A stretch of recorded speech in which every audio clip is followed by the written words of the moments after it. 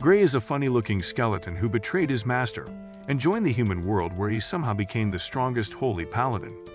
It all began in the year 11,266. An unjust war occurred in the kingdom of Isaac. The king of Isaac was attacking the continent of Celts, led by a woman named Irene. However, Irene and her men found themselves on the verge of defeat, and the king offered to let them live if Irene were to renounce her right to the throne of the house of Becker. Irene thought the king was speaking out of his ass at first, but when he claimed he won't break his oath in front of thousands of people, she decided to chicken out.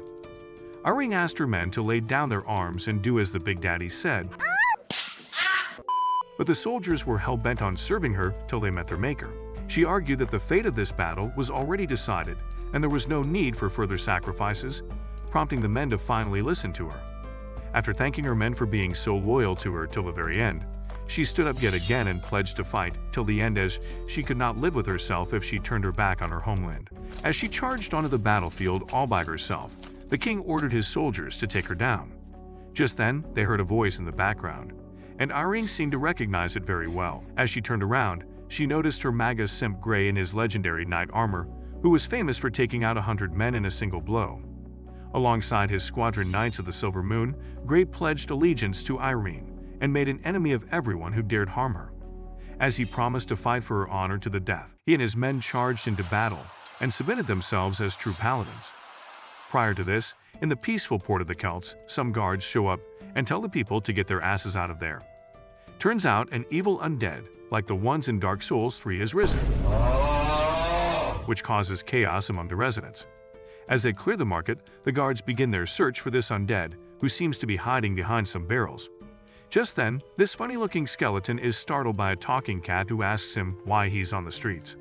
After covering up the cat's face to prevent it from talking, the undead quickly realizes that it's not a talking cat, but rather a ghost possessing a cat's body. As they get acquainted, the cat is quick to realize that this stupid undead is on the ground for the first time, and asks him why he's not living in the abyss like every one of his kind. The undead says the abyss is a dangerous place, and one must possess some useful skill to survive there. However, he was a born loser, so he pretended to become a skeleton specimen to the great Lich Brutus to learn magic. The sorcerer was so dumb he did not notice his existence for years, until one day, Brutus decided to transform the specimen into a skeleton soldier so he could make him run errands. However, the undead pissed his pants and decided to run away, but not before destroying some of Brutus's apparatus. Not only that, but he also stole some of Brutus' treasure, including a gold ring, meaning that the Great Lich is out to get him now. This is why he escaped to the abyss and arrived at the ground. The talking cat is shocked to its core upon hearing his story and tells him to go his separate way, as he doesn't want to get involved in his miserable life. However, the undead drags him back and asks him why the humans are out to destroy him when he hasn't done anything to them. The cat realizes that this idiot doesn't even know how the undead are perceived in the human world, and reveals that their kind is seen as death and calamity, who would do anything to cause disasters. The undead questions why the humans aren't after him, since he's a ghost as well, and he says it is because he has possessed a cat, which is a universally loved creature. However, the undead fails to understand why humans pamper cats so much but not a walking skeleton like him, making the cat realize that this buffoon is helpless. Just as he takes his leave, the undead grabs him yet again and tells him that someone is entering through the man gate. Turns out it is Irene and her squadron of knights who have just entered the hamlet port. Irene comments on the strangeness of the city after seeing how all the houses are closed, but the guards show up and inform them of the situation regarding the undead. As they try to stop Irene and her squad, she bribes the guards by promising to put in a good word for them to Count Caspar, prompting them to clear the way. One of the knights asks his commander what's going on in the city, only to be told to not ask stupid questions, and that the port of Hamlet is about to change.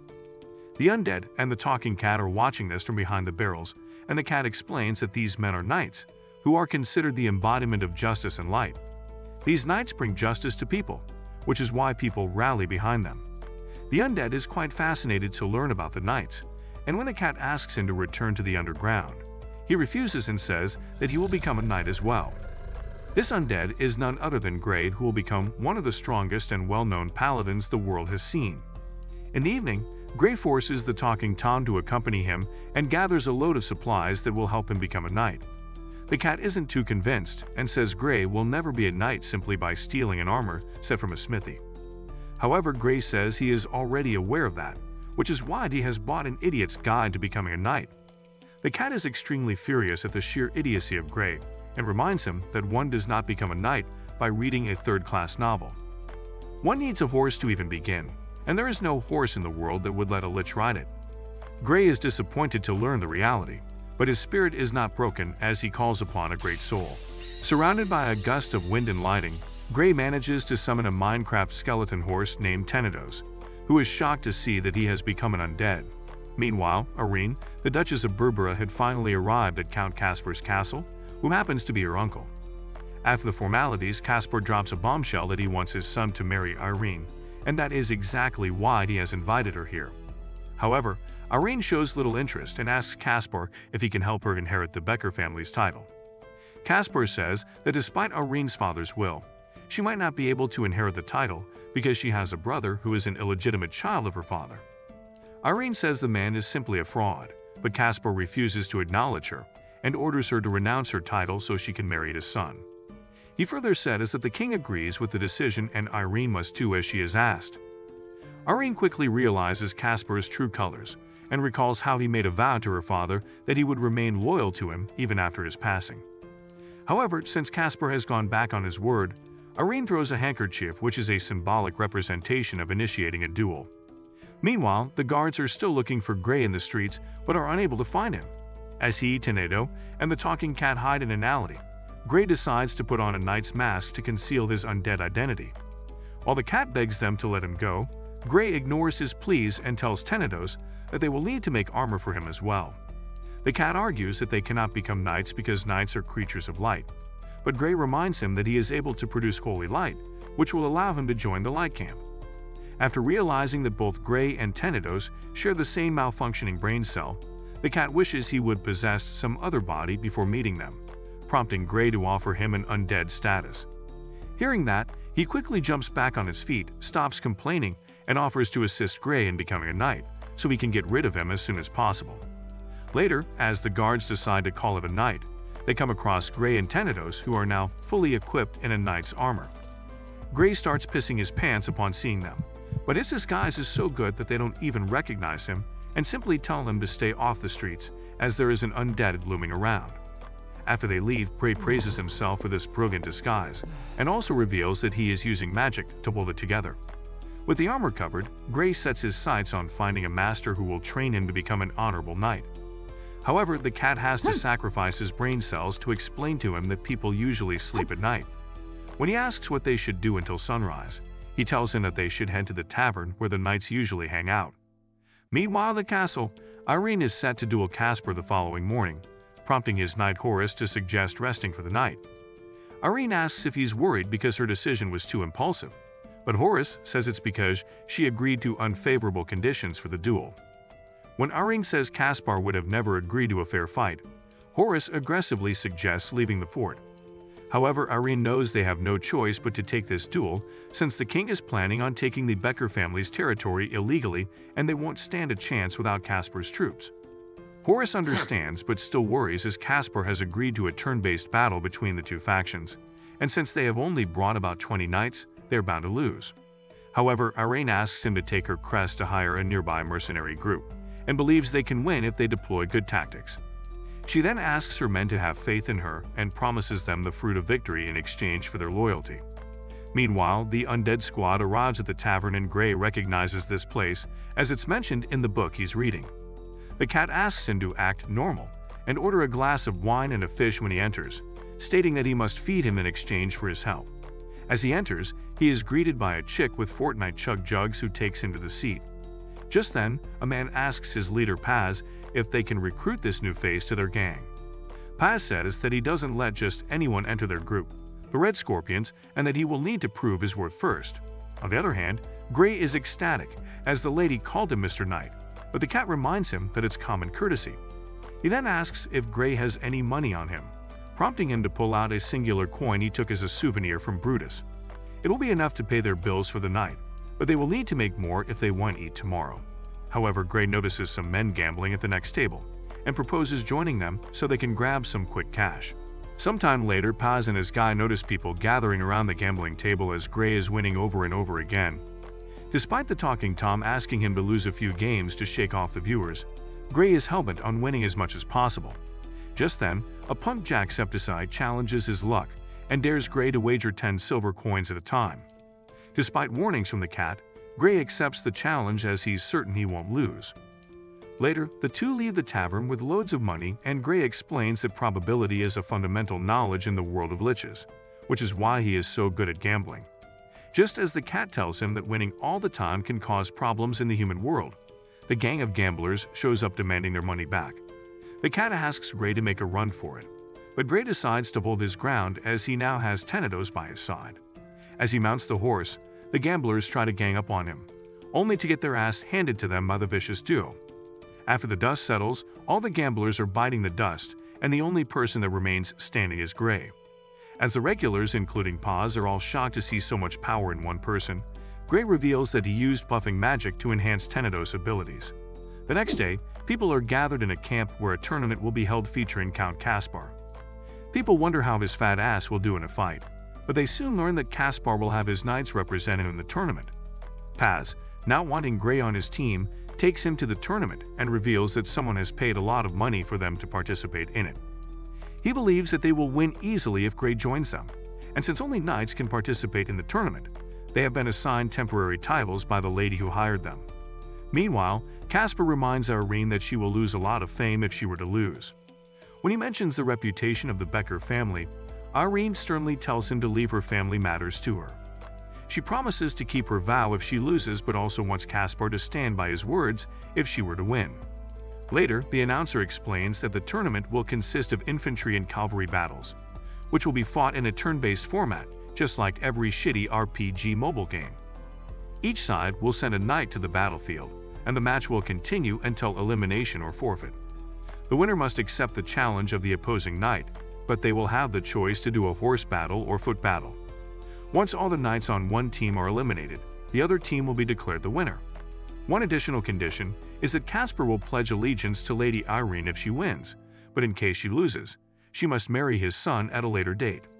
The announcer then brings forward Caspar's team, which consists of hundreds of knights, while Irene's team only has a few dozen. The people start calling Irene a fool for playing the number game and even start betting on the count to win. Caspar uses this opportunity to mock Irene and says he won't defeat her too badly to protect her honor. Irene ignores the fat bastard and asks Horus if the mercenaries have arrived, prompting him to reveal that the men are waiting outside. Just then, the tournament begins and Irene's knights manage to win the first 2 rounds. When they lose the 3rd round, Horus is more petrified than a statue in Medusa's garden and asks Irene to let him fight. However, Irene asks Horus to hold his horses and bring out the mercenaries, making him realize she wants to use them to exhaust the Count's knights. As he heads outside, he notices a group of mercenaries and reminds them about the importance of this match.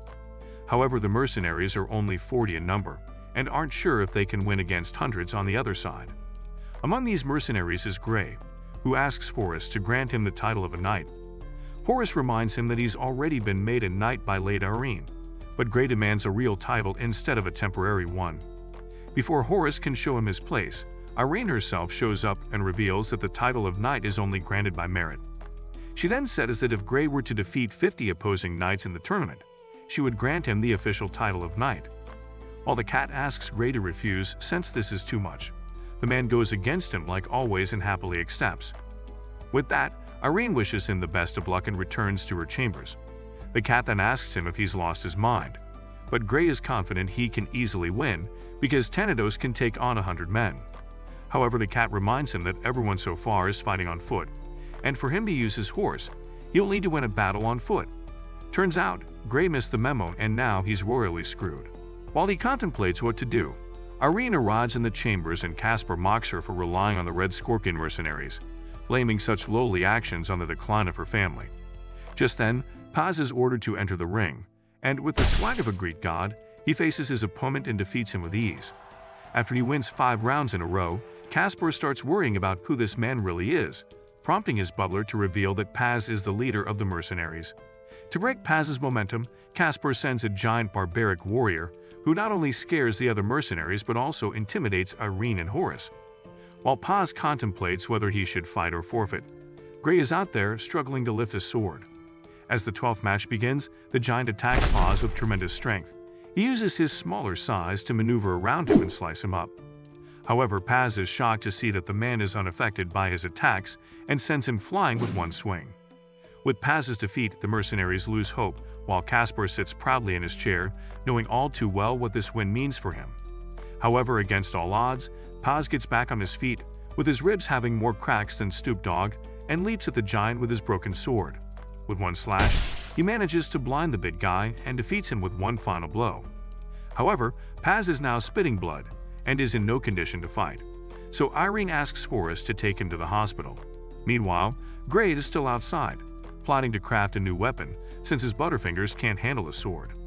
The cat asks him to hurry up because, after Paz's forfeit, the tournament might end sooner than they thought. As the night falls, the fight between the two sides continues with damage on both sides. After several deaths and injuries, Irene only had 6 fighters left, while Caspar's army, although weaker, had the advantage of having 61 members. As the fate of Irene hangs in the balance, Paz has somewhat recovered from his injuries and is watching the events unfold from a rooftop. He realizes that 6 against 61 are shitty odds and realizes that one can't win this battle simply with their brain. Just then, Horus shows up looking for him and complains that half of his men surrendered after his forfeit. Paz reminds him that they are mercenaries who are paid for fighting, but that does not mean they will throw away their lives for money. Despite being extremely frustrated, Horus keeps calm and asks Paz about the guy who boasted about defeating 50 knights. As Paz says he has no idea where Great is, another one of Irene's men is defeated, leaving only 5 participants standing. Horus realizes he's the only one who can fight at this point and rushes back to the arena, only to hear a loud thudding sound. As he turns around with terror on his face, he notices Gray holding a door 10 times his own size. Gray asks how many men are left on Caspar's team, but people are so shocked that they'd forget to answer. As Gray sternly asks them again, Caspar starts shitting his pants while Irene sees a glimmer of hope in him. Horus then tells him that there are over 50 men on the other team, and if he can defeat them, he can have the title of a knight. With enthusiasm, Gray slams his door onto the arena and stands on top of it menacingly, prompting the other guy to surrender. When the next contestant is called, Caspar's knights start arguing among themselves because they are too scared to face Gray. Just then, Caspar asks Gray how dare he destroy his palace's door and use it as a weapon. As the people start gossiping, Caspar learns from his butler that the knights have lost their morale and would rather give up their titles than face this monster. However, they might still have a chance if they change the mode of battle to cavalry. As Gray waits for his next opponent atop the palace door, Caspar himself steps into the arena and asks him to show his cavalry skills. Just then, Irene steps in and reminds him that only the winner gets to decide how the next match will be fought. Despite that, Caspar tells her that his men won't fight until there's a horse battle, which will just delay the tournament further. Caspar then asks Gray if he accepts a horse battle, and Gray agrees on one condition: that he sends all of his men at him all at once. He says he needs to defeat 50 men to get what he wants, and since he knows most of them will run away before even facing him, this is the best solution to his problem. While Horus thinks he's a crazy bastard on drugs, Caspar is more than happy to comply, unaware of the fact that Gray is much stronger with his horse. Sensing the urgency of this battle, Irene steps up and asks Gray if he is confident in his victory. When he assures her of victory, Irene's face lights up, and she prays for his win. Just then, Tenedos makes a badass entry into the arena, prompting Caspar's knight to rally up against him. The knights are naturally confident given there is a single person on the other side, and as one of them attacks him head-on, Gray swings his sword that goes flying into the air.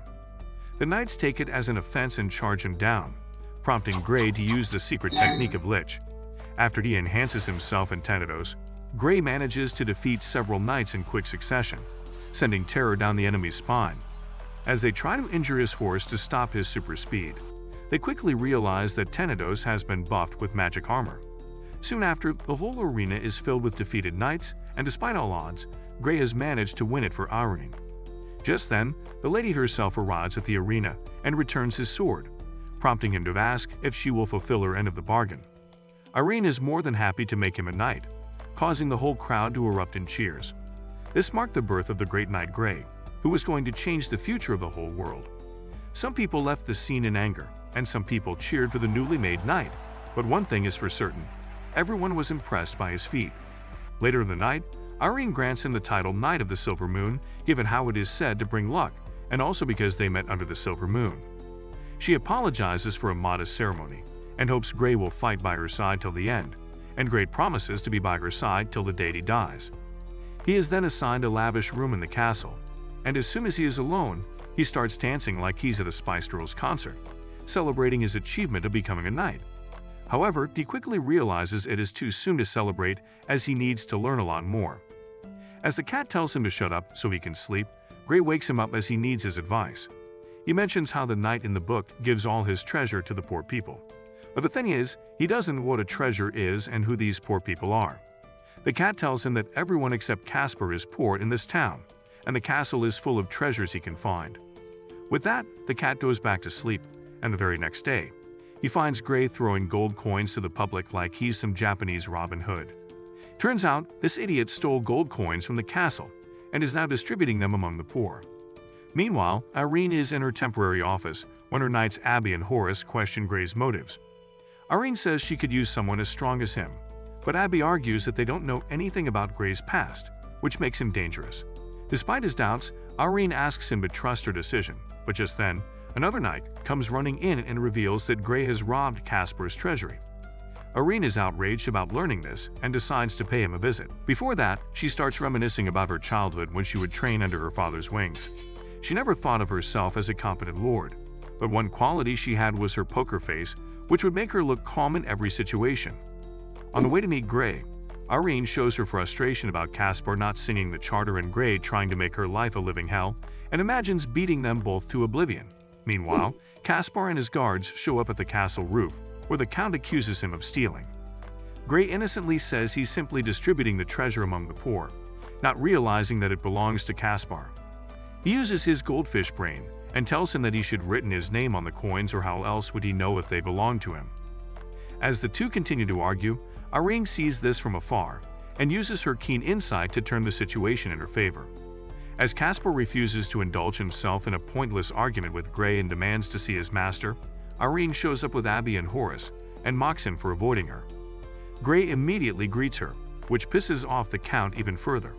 Irene then approaches the fat pig and reminds him that the breach of contract would give her the right to deprive him of his title, which makes the fatty doo-doo his pants. He assumes Irene deliberately sent Grey to rob his treasury. But Irene simply denies any connections to the incident and promises compensation for the troubles.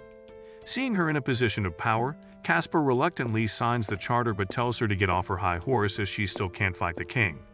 As he leaves, Grey asks her if he's done anything wrong, but Irene praises him for giving her this opportunity. She reveals she had no right to deprive the Count of his title before she became the Grand Duke, but Grey's actions allowed her to play that bluff. However, she soon comes back to her usual self and tells Grey not to steal again, or she will have to deduct it from his salary. Furthermore, since they got what they wanted, there is no need for them to stay here anymore, which is why she asks Grey to pack up and accompany her to the White City tomorrow. As she makes her exit, Grey asks the cat what a salary is, but he is more focused on what kind of a maniac Irene is to have Grey on her side. The next day, the squad leaves for the White City, and when the night falls, they decide to set up camp between the mountains. After a while, a knight comes looking for Grey and tells him that Horace has demanded his presence in Lady Irene's tent. Meanwhile, Horace is furious in the tent and refuses to accept Irene's orders. She wants both Horace and Abby to visit different lords and use Caspar's character to make them join her side. However, Horace is worried that she will be left alone with Grey, who is untrustworthy and might harm Irene behind their backs. She has had enough of their worries and says that Grey is so strong that even if he wanted to harm her, there would be nothing they could do to stop him. Just then, Grey arrives at the tent and hears Irene asking them to act as messengers to expand their camp. As soon as he enters, he is met with death stares from both Horace and Abby, making him wonder if he's done something stupid again. However, they simply tell him they are counting on him for Lady Irene's safety while they are gone and leave the camp. However, Grey is so freaking stupid that he thinks Safety is the name of Irene's pet and even contemplates asking her where Safety is. Noticing his discomfort, Irene asks him if he is nervous, but Gray replies that he does not know what to do. She gums it down for him, stating that his job is to stand at the door and take down anyone who tries to attack her. After some time, Ari mentions how Gray hasn't taken his helmet off once and didn't even remember his oaths during his night-making ceremony, making her believe he is from a different country. When she jokes about Gray being inhuman, the man starts sweating despite only being a skull and bones, and Irene takes note of his reaction. However, she tells him not to worry about his past, as she is responsible for him from the moment he pledged his allegiance to her. As he promises to be loyal to her forever, she asks her to be ready to welcome some uninvited guests. Just then, a man in a purple robe enters the tent in order to execute Irene. This man is named Spectre, who belongs to a headhunter group called the Ravens. These Ravens usually take money to execute anyone from poor to royalties, but Spectre is a fearsome assassin who happens to be a fan of the Joker and targets people for fun. Batman, I caught a little Pokemon. As Spectre rushes in to attack Irene, Gray literally throws his sword in his face and knocks him down. As Spectre recovers from this unexpected tactic, Gray notices that his evil aura is much higher than that of the Great Lich, making him wonder if he's a necromancer of a veteran murderer. As Spectre rushes him down at tremendous speeds, Gray finds himself decimated before he can even react. Spectre starts laughing like a maniac, thinking that he's won, but his victory is short-lived as Gray laughs back at him and makes him realize that his sword is broken into pieces. For a moment, Gray was actually scared that he might have been cut to pieces, but thinking that Spectre lied to him, he starts slapping him like an angry Karen. As Spectre gets his teeth knocked out of his mouth, Irene can't help but be surprised at the sheer idiocy of both of them. She had realized that Spectre broke his sword on the first attack, and then continued to swing like a dumbass, but Naughty nor Gray realized that until the very end. Regardless, she tells Gray to give this sorry bloke the boot, but Gray asks if she already knew if an assassin was coming for her. Irene reveals that this is an average Tuesday for her, and her rivals send assassins her way every 3 days, much to Gray's shock. She figures Gray had no idea about her situation and only joined her to become a knight, so she thinks it's best if she explains the situation to him. She reveals that her father, the Grand Duke of the Becker House, passed away unexpectedly and left a will that his only child, which was Irene, will inherit the title and the property. However, a man named Jones, who claimed to be an illegitimate son of the Duke, appeared and demanded the rights. According to the law, an illegitimate son had no right to inheritance, but the main problem was that Jones was brought out by the king, who is basically above all law. He had the power to grant Jones anything he wanted, which included the right to inherit the Becker family. This was an obvious conspiracy against Irene, who realized that the king wanted to take control of the Becker family in a non-lethal manner. Many people were afraid of the power the king held and refused to help even when they knew it was unjust. Others saw this as an opportunity to make a living and help the feudal lords take advantage of the situation. All in all, ever since the Duke passed away, people wanted his 16-year-old daughter to disappear from the world. Hence, assassination became a routine for her. After explaining her story, Irene and her squad finally arrive at the White City, the capital of Becker. As the city prepares to welcome her, a noble blonde is watching this from her window and shows interest in meeting this new knight that Irene found during her visit to the port. As Irene enters her city, people seem to already be aware of this legendary Silver Moon Knight, who is rumored to outmatch 100 knights. The cat asks Gray if he understood anything Irene said to her last night, but Gray is still unfamiliar with many words of human language, such as illegitimate son or inheritance, meaning he still has no clue what he is up for. However, one thing he is sure of is that he will have to fight the king one day and defeat him to keep his title. As he takes a look around the city, he notices how lively the place is and how much people respect him for protecting their leader. Irene says the liveliness of this place is what is so dear to her, which is why she must protect it from falling into the king's hands. She further says she wants to reward Gray with new armor and a warhorse and asks if he has a specific requirement. She explains to a terrified Gray that he is an important part of the Becker family and his attire must stand out, which is why they will need his weight, proportions, and other things to make sure his armor fits. Additionally, Irene needs to invite nobles to a ball to tell them that she's returned safely, and since Gray has been promoted to a guardian knight from here on out, he must attend the party with her. Meanwhile, a white angelic woman is flying in the sky and notices an immature lich among the people, who happens to be none other than Gray. However, despite confirming Gray's identity as an undead, She is asked not to take any action as per the Greystone Agreement, which refrains them from harming liches unless they mutilate humans. At night, Gray is delighted to see his bright shining armor delivered to his room, and Irene is so generous with him that the armorer only measured the previous armor's shell size and made the new one without Gray having to remove it. The cat then reminds him that he still has to attend the ball, and as expected, the illiterate undead has no idea what that is. The cat explains that a ball is sort of a party where everyone dances, but the man doesn't even know what dancing is. The cat then demonstrates some of his sick moves, and the two start dancing like they're auditioning for a bad reality TV show. Bruh. What the dog doing? Just then, they hear a knock at the door, and Gray quickly jumps into the new armor to answer it. He finds Irene's maid on the door, who informs him that the lady is waiting for him. As she guides him to Irene, Gray develops an extra bone in his body upon seeing her sheer beauty. However, in reality, he is a Giga Chad who is getting excited over the high-quality fabric she is wearing. She then asks Gray if he is ready and lends out her hand so he can help her get downstairs. Gray, being all bones and no brain, does not understand the gesture and asks the cat for help. After he finally holds her hand, he compliments her gown and asks if he can wear it. She questions her choice of fashion considering he's a man, but he doesn't even know what a man is. Gray almost reveals his identity, until the cat knocks some senses into him, prompting him to ask Irene to forget about this conversation.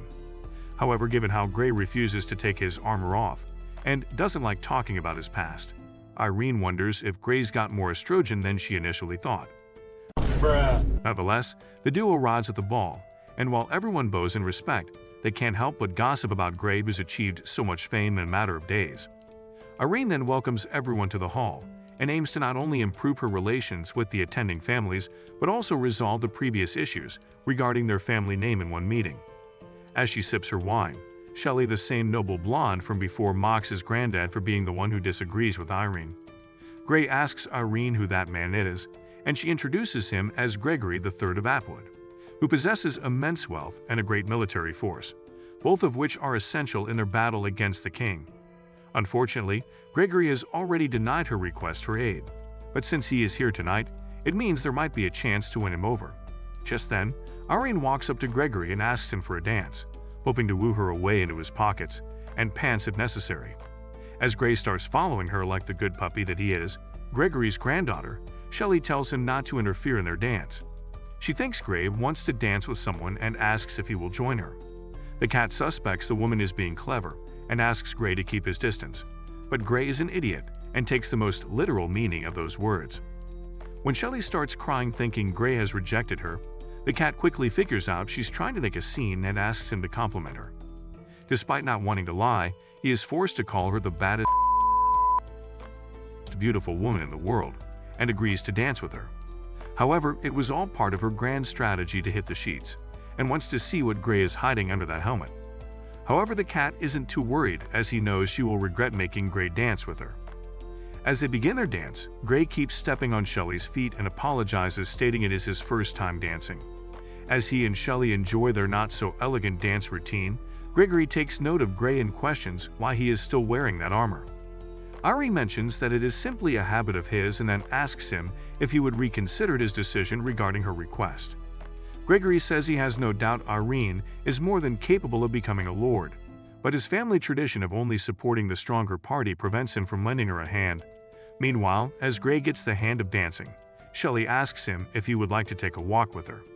After he agrees, the two leave the hall and Shelley, being the pick, shows him the strain on her foot which came from Gray stepping on her. When Gray apologizes, she asks him to find some medicine and apply it for her.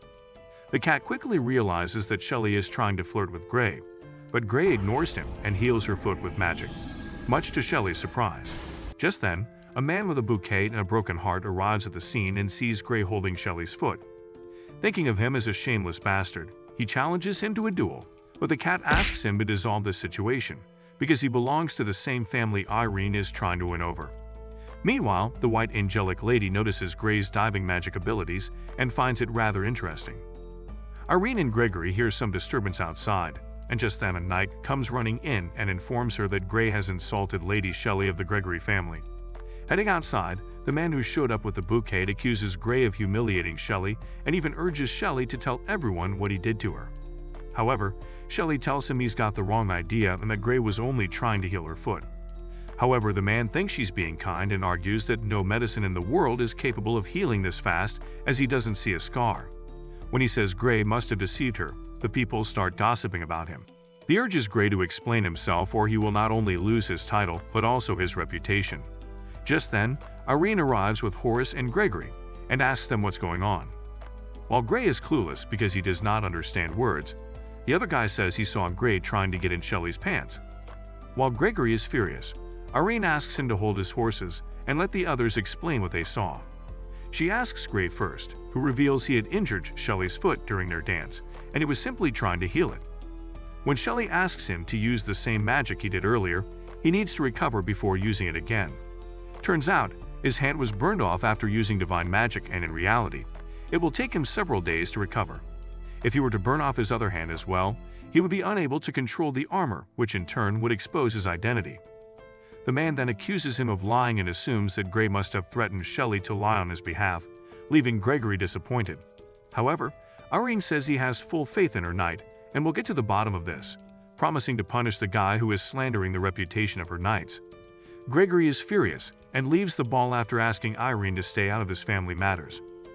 The next day, the White City welcomes the army of Count Felder, who has agreed to aid Irene in her cause. With the military of 3 counts under Irene's command, Horace seems to be confident in their position. However, Irene is taken aback by this sudden development and smells something fishy. She then asks about the man who accused Gray of harassing Shelley, and Horace reveals that the man is Matthew of the Modine family, who has a crush on Shelley and accused Gray out of jealousy. With that, Irene and Horace head down and welcome Felder to their city. After greetings, Felder asks if Gregory has made a decision yet, and when Irene tells him what happened, he suggests tying him up and beating him into submission. When Ernie politely asks him to do no such thing, he gives her a playful smack and says that he's only joking. However, he mentions that some people do not care about reasoning and will only make a decision when they are desperate. Just then, Irene notices a wagon in the background, and Felder reveals his son Jimmy is traveling in it. He explains that Jimmy has been sick lately, and the doctors have advised him to stay away from sunlight, hence the wagon. When she approaches the wagon to meet Jimmy, the boy turns out to be a sinister-looking boy with white hair, much like her own. However, she overlooks that and apologizes to Jimmy for making him and his father travel so far. After that, Irene asks his uncle to come inside and rest, since they have traveled a lot. Later in the evening, Horace and Abby are in Irene's office discussing how their situation has improved a lot with help from Count Felder. When Irene does not show any interest in the matter, Horace asks her to speak her mind, prompting her to mention the convenient timings of Felder's arrival. She also mentions how Felder's son, although very cute, looks nothing like him and even has white hair. Meanwhile, Matthew visits Felder and explains how he never expected Irene to offend the Gregory family and take her knight's side. Begging for another chance, he promises Felder that he will do whatever it takes to remove Gray from the Bicker's camp. Meanwhile, Gray is in his room making a list of things he wants to do as a knight. He recalls all the vows Irene made him take during his ceremony and reveals that whenever liches swear on something, they must do it. This is why he needs to keep up with those vows and starts by deciding to help anyone who asks for his aid. Donning his armor, he leaves for the town, but much to his surprise, he is met with hostility from the people who think low of him after the incident with Shelley. As people throw loads of tomatoes at his face, the cat explains that some people have started spreading false rumors about him in the city. However, Gray doesn't give a single damn about these people, stating that if they don't care enough to find the truth, their opinion ain't worth. Heading into the local market, when he is met with hostile eyes, the cat asks him to be a teacher's pet and rat the people out to Irene. Just then, a boy with crocodile tears and dirt on his face comes running to him for help. And since that's what he wants to do anyway, Gray agrees to help immediately. Soon after, Shelley is in her wagon when the driver tells her that they should take the other road as this one is blocked by the crowd. When she asks what's happening, the driver mentions that the commotion is caused by the Silver Moon Knight. Meanwhile, the little boy tells Gray that some gangster kidnapped her sister and demanded that he must bring the Silver Moon Knight to them in exchange for her release. The cat asks Gray to reconsider, as this is obviously a trap. However, this is exactly why Gray wants to face these kidnappers. Upon arriving at the location, Gray and Tenedos are both weirded out to see that they have to face a bunch of kids led by the one named Nania. When the boy demands her sister back, Nania throws her off a height, prompting Gray to rush to her rescue. After catching the girl, he questions if the kids plan on attacking him without weapons, but just then, the boy who called for his help and Nania both start shouting that Gray has kidnapped a girl. Even the girl is in on this and starts shouting for help, making him realize he is in some deep. Soon after, the locals start attacking Gray, and even the people who gave him the benefit of the doubt earlier are now convinced that he is a horrible person. On the other hand, the boys who trapped Gray run back to the alley and are super excited since they will be paid a lot of money and their father won't have to work so hard. However, Shelley and her driver hear this and ask the boy who offered them money in exchange for this act. Meanwhile, Gray and his cat are talking a walk of shame like Cersei Lannister, and are forced into the castle where Irene will judge them. However, Shelley and her guards stop them along the way, and the people start gossiping about how kind she has been to commoners like them. Shelley jokingly asks if they are holding some kind of an event, but the man tells her that they are punishing the knight who insulted her. However, when she says they are mistaken as Gray merely helped her, the man says everyone has been talking about it in the city and Gray was even caught harassing a little girl today. She asks to speak with the girl, and when she is presented in front of Shelley, she cleverly takes the wig off to reveal that it is a boy posing as a girl. The whole crowd is shocked by this revelation, and Shelley asks her guards to bring out the other kids as well.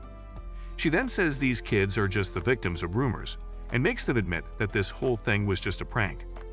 After she clears Gray's name in public, she tells the people that Gray is not only a knight, but also a part of the baronetcy, and by tying him up like this, they have insulted the Baron himself. This means that Gray has the right to sanction these people, and when he uses that right, the people start begging him for forgiveness. However, Gray menacingly tells them that a punishment must come their way, which just so happens to be a sign telling the people that he is an honorable knight.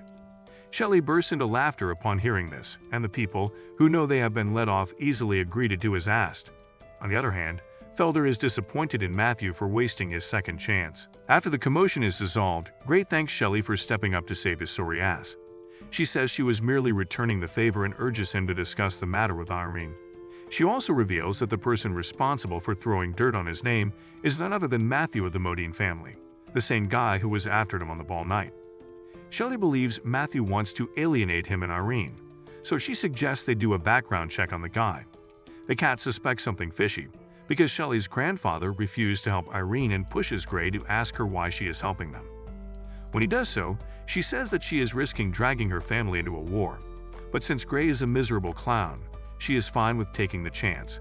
With that, she parts ways with Drag and heads to the theater. However, in a matter of seconds, Matthew shows up from the dark and restrains her, stating that despite him going out of his way to keep her out of the war, she went ahead and helped the night, which ended with his lord abandoning him. He says the only way for him to redeem himself is to eliminate the Silver Moon Knight, and orders him to decimate his own limbs in exchange for Shelley's safety. Shelley is certain this won't work, because there is no way Gray would do that for her, but despite that, Gray pulls off his left arm, much to everyone's horror. Before Matthew can absorb the shock, Gray uses this opportunity to throw his arm at his face and knocks him out. He then reveals that he retracted his arm back into the armor to make it look like he cut his arm, when in fact, he merely cut his gauntlet. As the guards restrain Matthew, Shelley thanks Gray for saving her life, but Gray says it's no big deal as anyone in his position would do the same. Matthew is furious upon getting caught, but hints at the fact that Gregory's life is in danger and she will be holding his corpse very soon. In the night, Gregory finds himself restrained by a bunch of thugs, who not only raided his mansion but executed every guard in it. As their leader intimidates him by playing Fruit Ninja with him, he mentions that they are all alone in the mansion, which means they will have plenty of time to talk. After some playing with the Food Act, the leader gets to the point and says Gregory needs to write a letter to the fief asking them to send troops to support the Becker family. Gregory is certain Irene did not send these thugs, and despite the death looming over his head, he refuses to do as asked. When the leader threatens to execute him, Gregory shows no fear as he understands how strong his position is in this case. Even if they were to execute him, his son will inherit his title according to the will, which is proved by the archbishop, meaning even the king can't interfere with it. He also figures it was Felder who sent these thugs to threaten him and mock his choice of men. Meanwhile, in Irene's castle, she and Felder are about to discuss the distribution of troops. Before they can start, a knight enters the room and informs Felder that a messenger is waiting for him outside the castle. As he leaves the room, Irene gets suspicious and asks Abby to send a spy of their own to follow Felder's messenger. Outside, Felder receives a letter from his men that Gregory has figured out he sent them after him, but despite that, he tells his guide to go back and continue as planned. As he returns to Irene, she asks what the matter is, but Felder brushes it off as a trivial matter with the fiefdom. However, Irene reveals that due to the threat of war, their city has been under martial law, meaning the city gates are closed at night. She asks him how his messenger managed to enter the city, leaving Felder speechless. Back in the Gregory mansion, the thugs wait for their messenger to show up, but they are surprised by Shelley's appearance. As Shelley enters the main hall with Gray's cat, she is surprised to see the lights turned off and is annoyed that no one came to greet her. However, before she can assess the situation, Shelley is restrained by the bandit leader, who throws her right next to Gregory. The man then admits he can't harm Gregory because he needs him to write that letter, but nothing is stopping him from having some fun with Shelley. Gregory is fuming like a boiling kettle and threatens to chop his sausage if he ever so lays eyes on her. However, the man knows these are empty threats and proceeds to grab Shelley from the floor. He then removes the tape from her face because torturing would not be fun if he couldn't hear her voice. However, Shelley couldn't care less because, in her book, a toddler's threats pack more punch than his. When she mocks him for being a bad guy, he literally claps the wind out of her cheeks and knocks her down. Despite his threats to give Shelley a mini Shelley, the woman remains as stubborn as ever. Just then, the talking Tom steps in and scratches the man's face, followed by him summoning Gray inside the house. Before Shelley walked directly into the trap, Gray escorted her to the mansion and immediately figured something was wrong because all the lights were off. Gray wanted to rush in and save Gregory, but Shelley informed him that there were a lot of rooms in the mansion, and they would be in a lot of trouble if they didn't locate his location first. To increase their chances of success, Shelley decided to enter the mansion alone and let the kidnappers think they had the upper hand. Gray asks Shelley to take his cat with her, and when the cat asks what he is planning to do, Gray hands him an amulet he stole from the Great Lich. This amulet allowed Gray to teleport to its location after the cat slammed it onto the ground. As the bandit leader is left in shock, Shelley is certain Gray has some sort of a connection with the Holy Spirit. As Gray sanctions them in the name of the Holy Spirit, the white angel who has been observing him for a while sneezes, hinting at her own connection to the said entity. The guards are well aware of Gray's identity, but had too much coffee this morning and rushed him down in hopes of outnumbering him.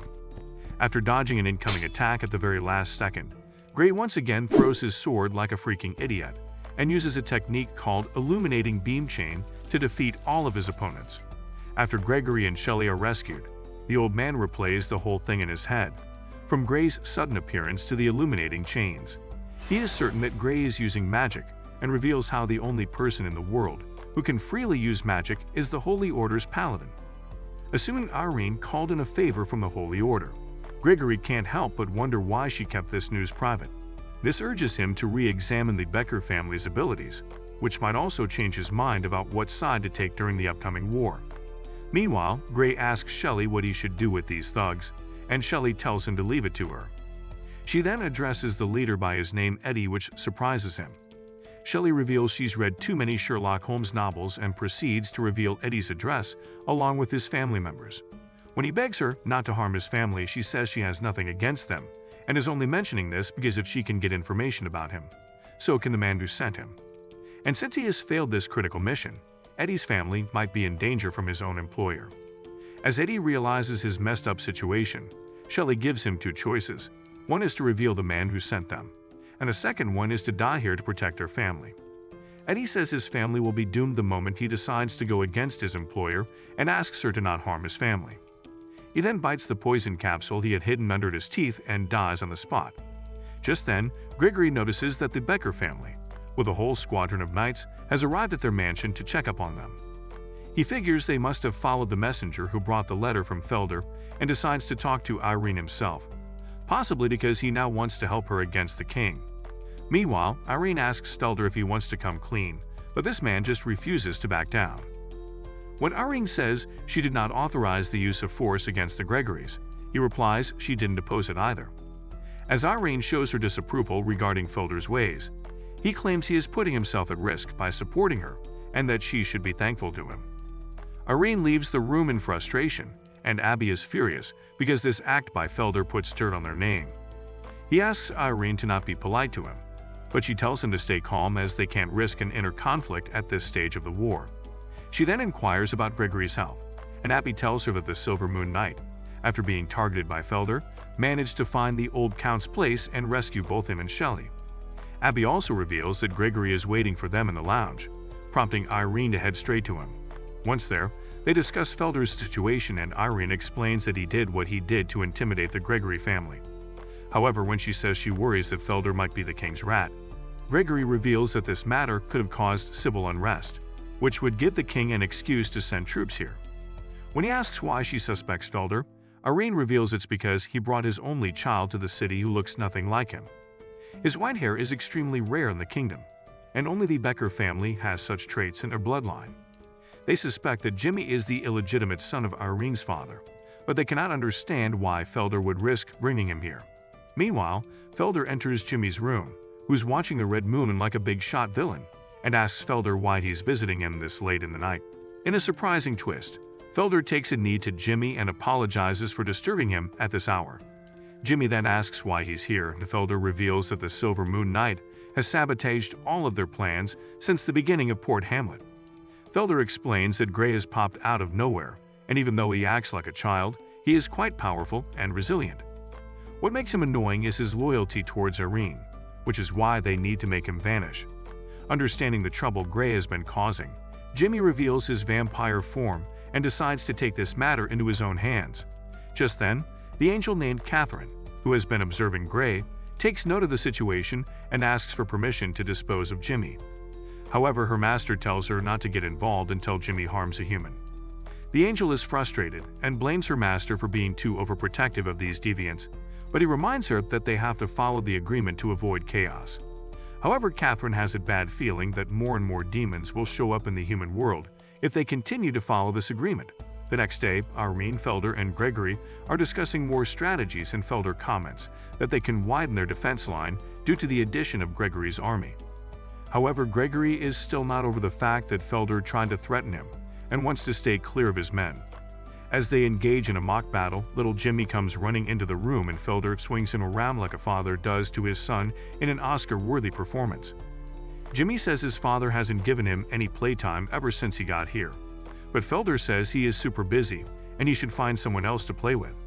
Jimmy cleverly points at Gray and takes him to the underground segment of the castle.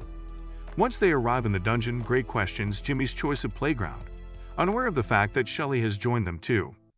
When Jimmy says she didn't invite her to play, she simply says she was too bored in the meeting and wanted to play as well. Jimmy brushes her off and explains the game called The Brave and the Dragon.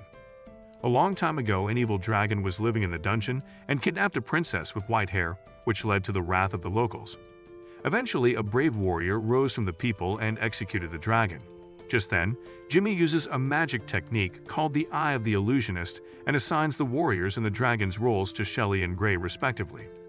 Jimmy then declares them mortal enemies and orders them to fight each other to death for the princess.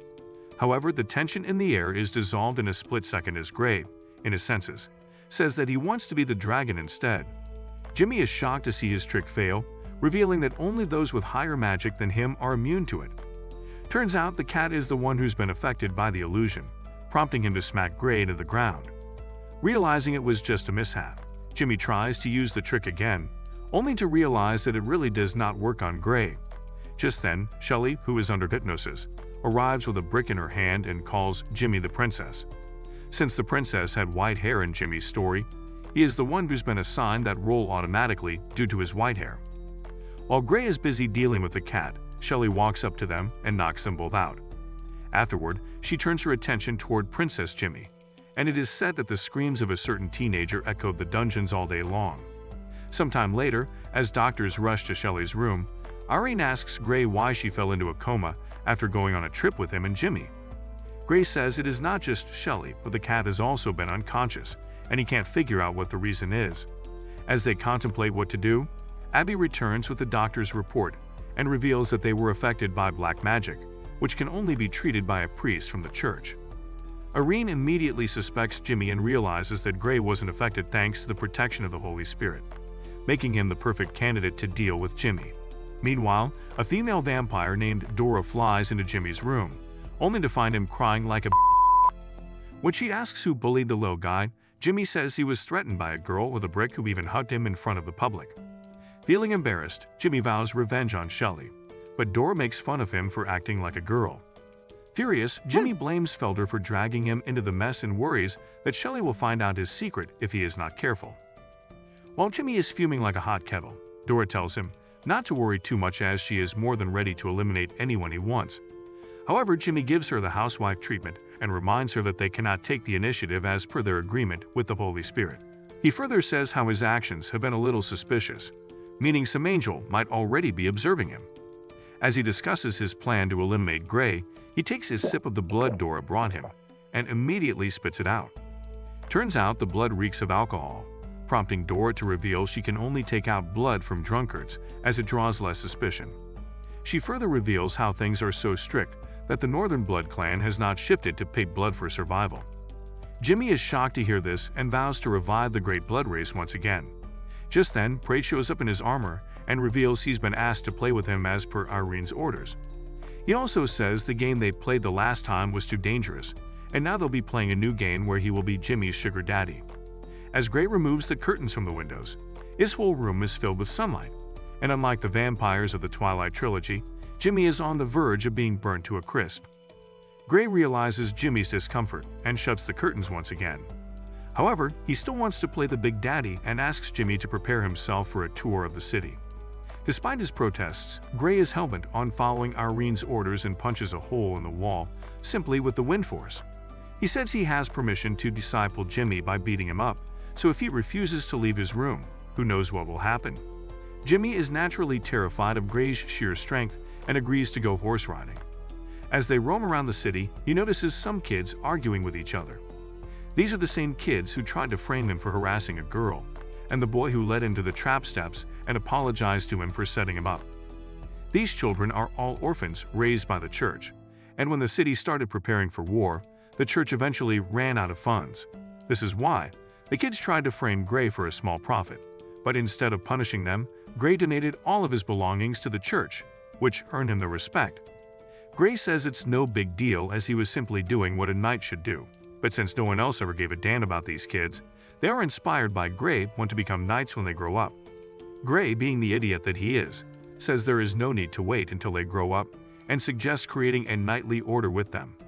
As he takes them back to the church, he introduces his brand new son Jimmy to the kids, who express their wish to be adopted by him. Gray probably doesn't even understand what the word means and claims that all of them are his sons from now on. Returning to the church, he tells the pastor that he wants to make these kids knights. The man, thinking Gray is merely playing, asks him to come inside the church. As Gray steps inside, his life flashes before his eyes as he sees the angel Catherine praying. Following that, Gray makes the kids say the vows to become a knight and pledge his allegiance. He then grants them the sacred title of knight and promises to protect them for as long as they keep their oath. While the kids are ecstatic, he promises to arrange horses and armor and start their training tomorrow. However, they still need to think of a name for their knightly order. While they are at it, Gray puts his brain cells on his current state, thinking how he can't believe how he got here so fast. In reality, this is all a ruse to distract himself from the fact that he is in the room with an angle that can wipe him out in an instant. Gray starts panicking and looks for a way to escape, only for Catherine to speak out and say that she won't harm him as long he doesn't hurt anyone. She says she is just curious and wants to have a chat with him, prompting them to sit awkwardly on a bench like an arranged marriage couple. She then asks Gray why he wants to become a knight, knowing all too well it does not fit with the teachings of a lich. Gray, with the enthusiasm of a teenager, says it's super cool to be a knight, and he gets to meet legends every day. Not only that, but he also gets a lot of respect from people, which is the best thing for him. Although Catherine thinks it is a knave reason, she says being a knight may sound cool but is not so easygoing. One day, Gray might lose the respect of these people and his lord might start questioning his decisions, which will only make him miserable. When she asks if he would still enjoy being a knight in those conditions, Gray, being an ultimate Tier 3 simp of Irene, bolts out of there claiming Lady Angel should get to know Irene first before making speculations. As he's about to leave, the pastor comes running at him and thanks him for his help. He says the kids were super naughty before, but now they are reading the holy book on their own, all thanks to Gray. As he earns the respect and approval of the Holy Order, he questions if the pastor will apply him for the Holy Order's seal of cross. The pastor, however, wants Gray to give further donations to the church, prompting him to rush to the tavern. Later in the night, Dora visits Jimmy and notices that he is absolutely exhausted thanks to his trip with Gray. When she asks what happened, Jimmy starts ranting like a girl on her period, explaining everything Gray put him through. As Dora holds back her laughter, Jimmy bursts into tears, prompting her to give him a hug. Since Gray is being too much of a nuisance, she asks Jimmy if they should take the throne by force, but Jimmy says they will have to endure it for the sake of the rival of the blood race. Meanwhile, Gray is in the tavern winning big money, and as he leaves with a bag full of silver coins, an old drunkard comes to him and asks him to give his money back. Gray gives him 100 silver coins to shoo off, but some other gamblers use this as an opportunity to get free money out of him. Given how much of an idiot he is, Gray is left with only 2 silver coins and decides to donate them to the church. Once he gets there, he is greeted by his training knights who decided on the name Super Invincible Order of the Silver Moon, and even spent all night creating a banner. The kids are ready to train until one of them asks if Gray's son is coming or not, prompting Gray to go back to the castle and fetch Jimmy. A few days later, Dora visits Jimmy once again, who is more depressed than an average American, and lists the things Gray put him through the past few days. Having enough of his torture, Jimmy asks Dora to tell the king to send his troops, prompting her to remind him of what he said earlier. Frustrated, Jimmy yells out that the situation has changed, and he would rather take the throne by force than be tortured to death. A few days later, a messenger reveals that King Baird has gathered his army near Lion's capital and is heading towards the border of the Duchy of Becker. Meanwhile, Jimmy's torture continues, prompting the king to take drastic measures to reach the White City, leaving Irene, Felder, and Gregory confused. After some time, Dora visits the king again and asks him to hurry it up.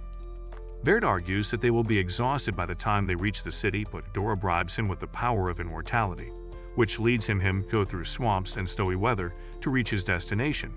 Meanwhile, in the White City, Irene has put on her battle suit and is ready to address her subjects. Once she motivates her men to protect their homeland, Felder is distracted to see a bunch of kids in the army. Just then, his fellow knight Mike reveals that these kids are brought by the Silver Moon Knight and are a part of his order.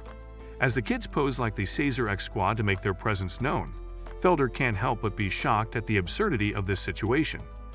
Later, Felder reports this to Irene, and Gray is summoned alongside his order to explain the situation.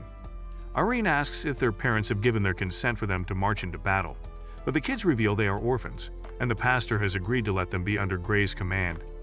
Seeing their enthusiasm, she says she looks forward to seeing them in action, but politely asks them to leave the room as she has to discuss something with Gray.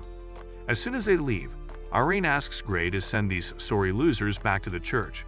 When he argues that they are a part of his order, Irene says she can't let a bunch of kids die on a battlefield.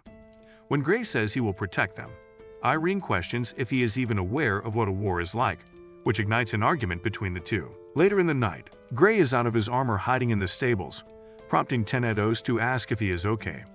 Gray reveals he made Irene upset, so she sent him away to review his actions.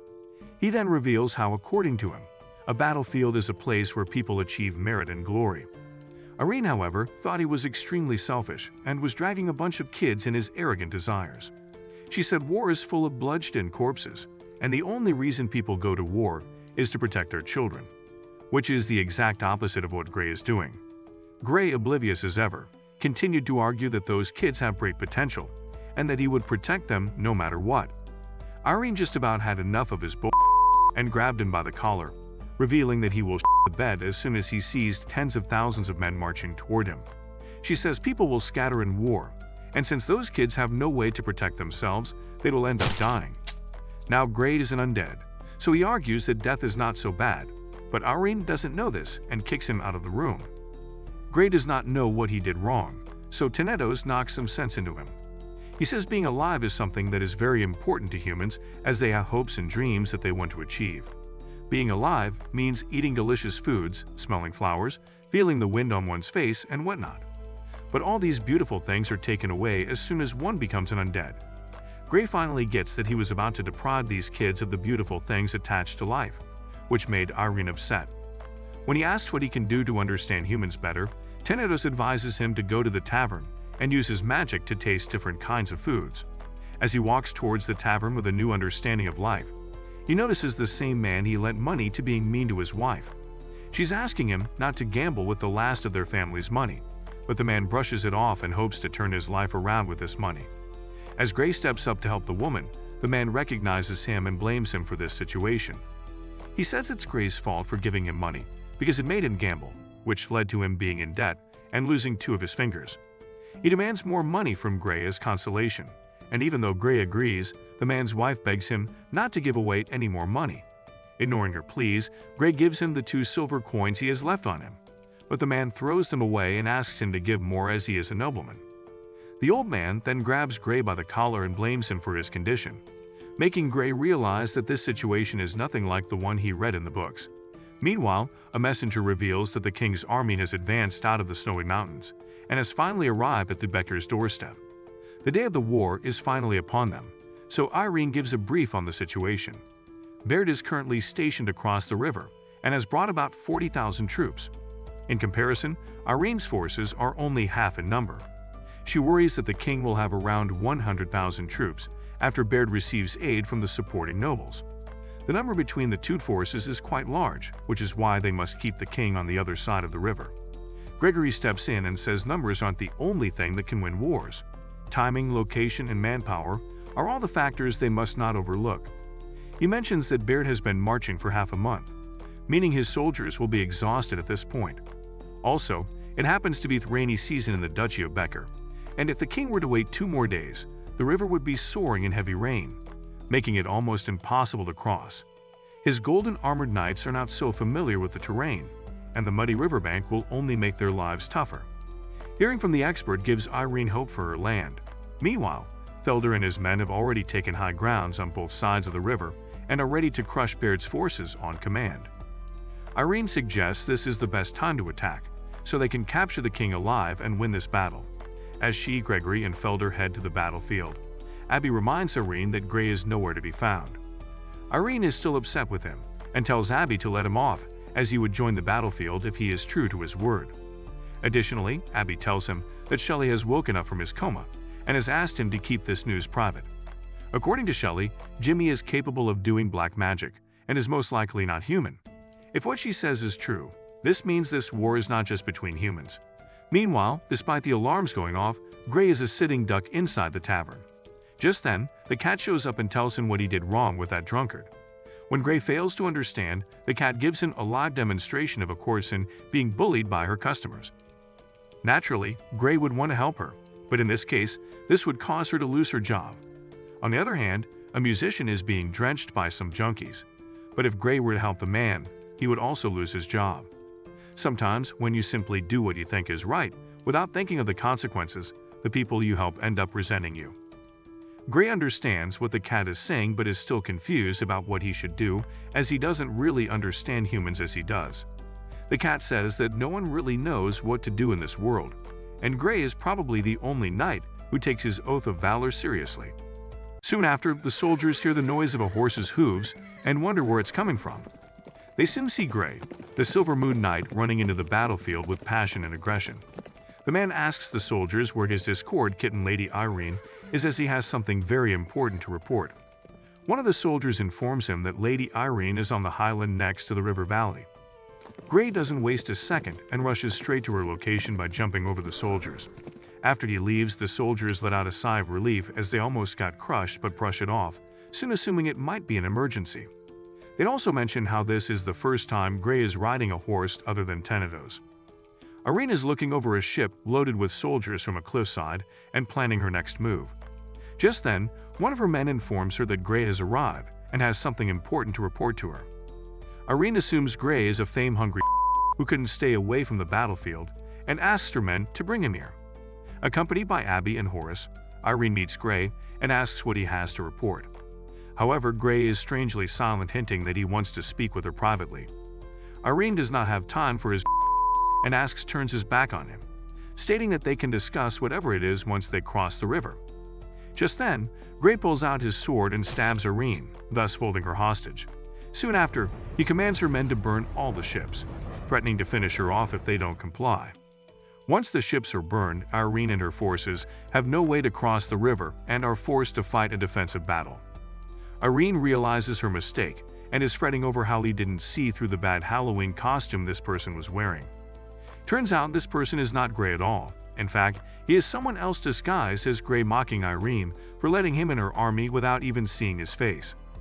Soon after, Horus arrives with a squadron of knights and asks the man to set Lady Irene free as they have already burned the ships like he asked them to. Since the king does not want Irene to die without facing the humiliation of defeat in war, this fake Gray lets her go. Horus commands the men to catch him, but he is too quick on his feet and gets away. He sends more men to follow his trail, and then turns his attention to a gravely injured Irene. While holding her, he promises that he will let no harm come to her. But Irene is a tough cookie and tells her to stop worrying about her. Instead, she wants Horus to find where the real Gray is. Speaking of Gray, the man just had a conversation with Tenedos about how human emotions work, but instead of getting clarity, he is now even more confused than he previously was. He asks the cat what humans usually do when they are asleep, only to learn that they hit the bed to solve all of their problems. However, Gray is a dark soul skeleton who cannot sleep either, so he now has to face his problems like adults. Just then, Gray is startled by a horde of knights running toward him. These knights assume he is the fake Gray who attacked Irene and try to arrest him. When Gray learns of this, he immediately calls a misunderstanding, claiming he was here the entire time. However, the men are furious and refuse to listen to his excuses. They put Gray in chains and give him a walk of shame like it's Game of Thrones throughout the entire town. But the man is so confused because he has no idea what really happened. Soon after, Gray is put in jail and realizes that someone impersonated him to attack Lady Irene.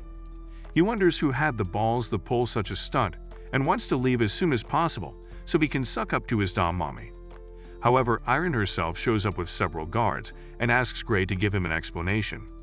Gray is head over heels to see Irene in good health and begins yapping that he is not the imposter but rather the crewmate. Irene sternly asks Gray if he has any proof of his identity, but the man is such a dumb asks her for a dance. The cat starts whining like about how this could expose Gray's identity, but this stupid stunt ends up assuring Irene that this is the real Gray. The man is delighted as Irene recognizes him just by his buffoon-like attitude, and the cat is confused about how that's even possible.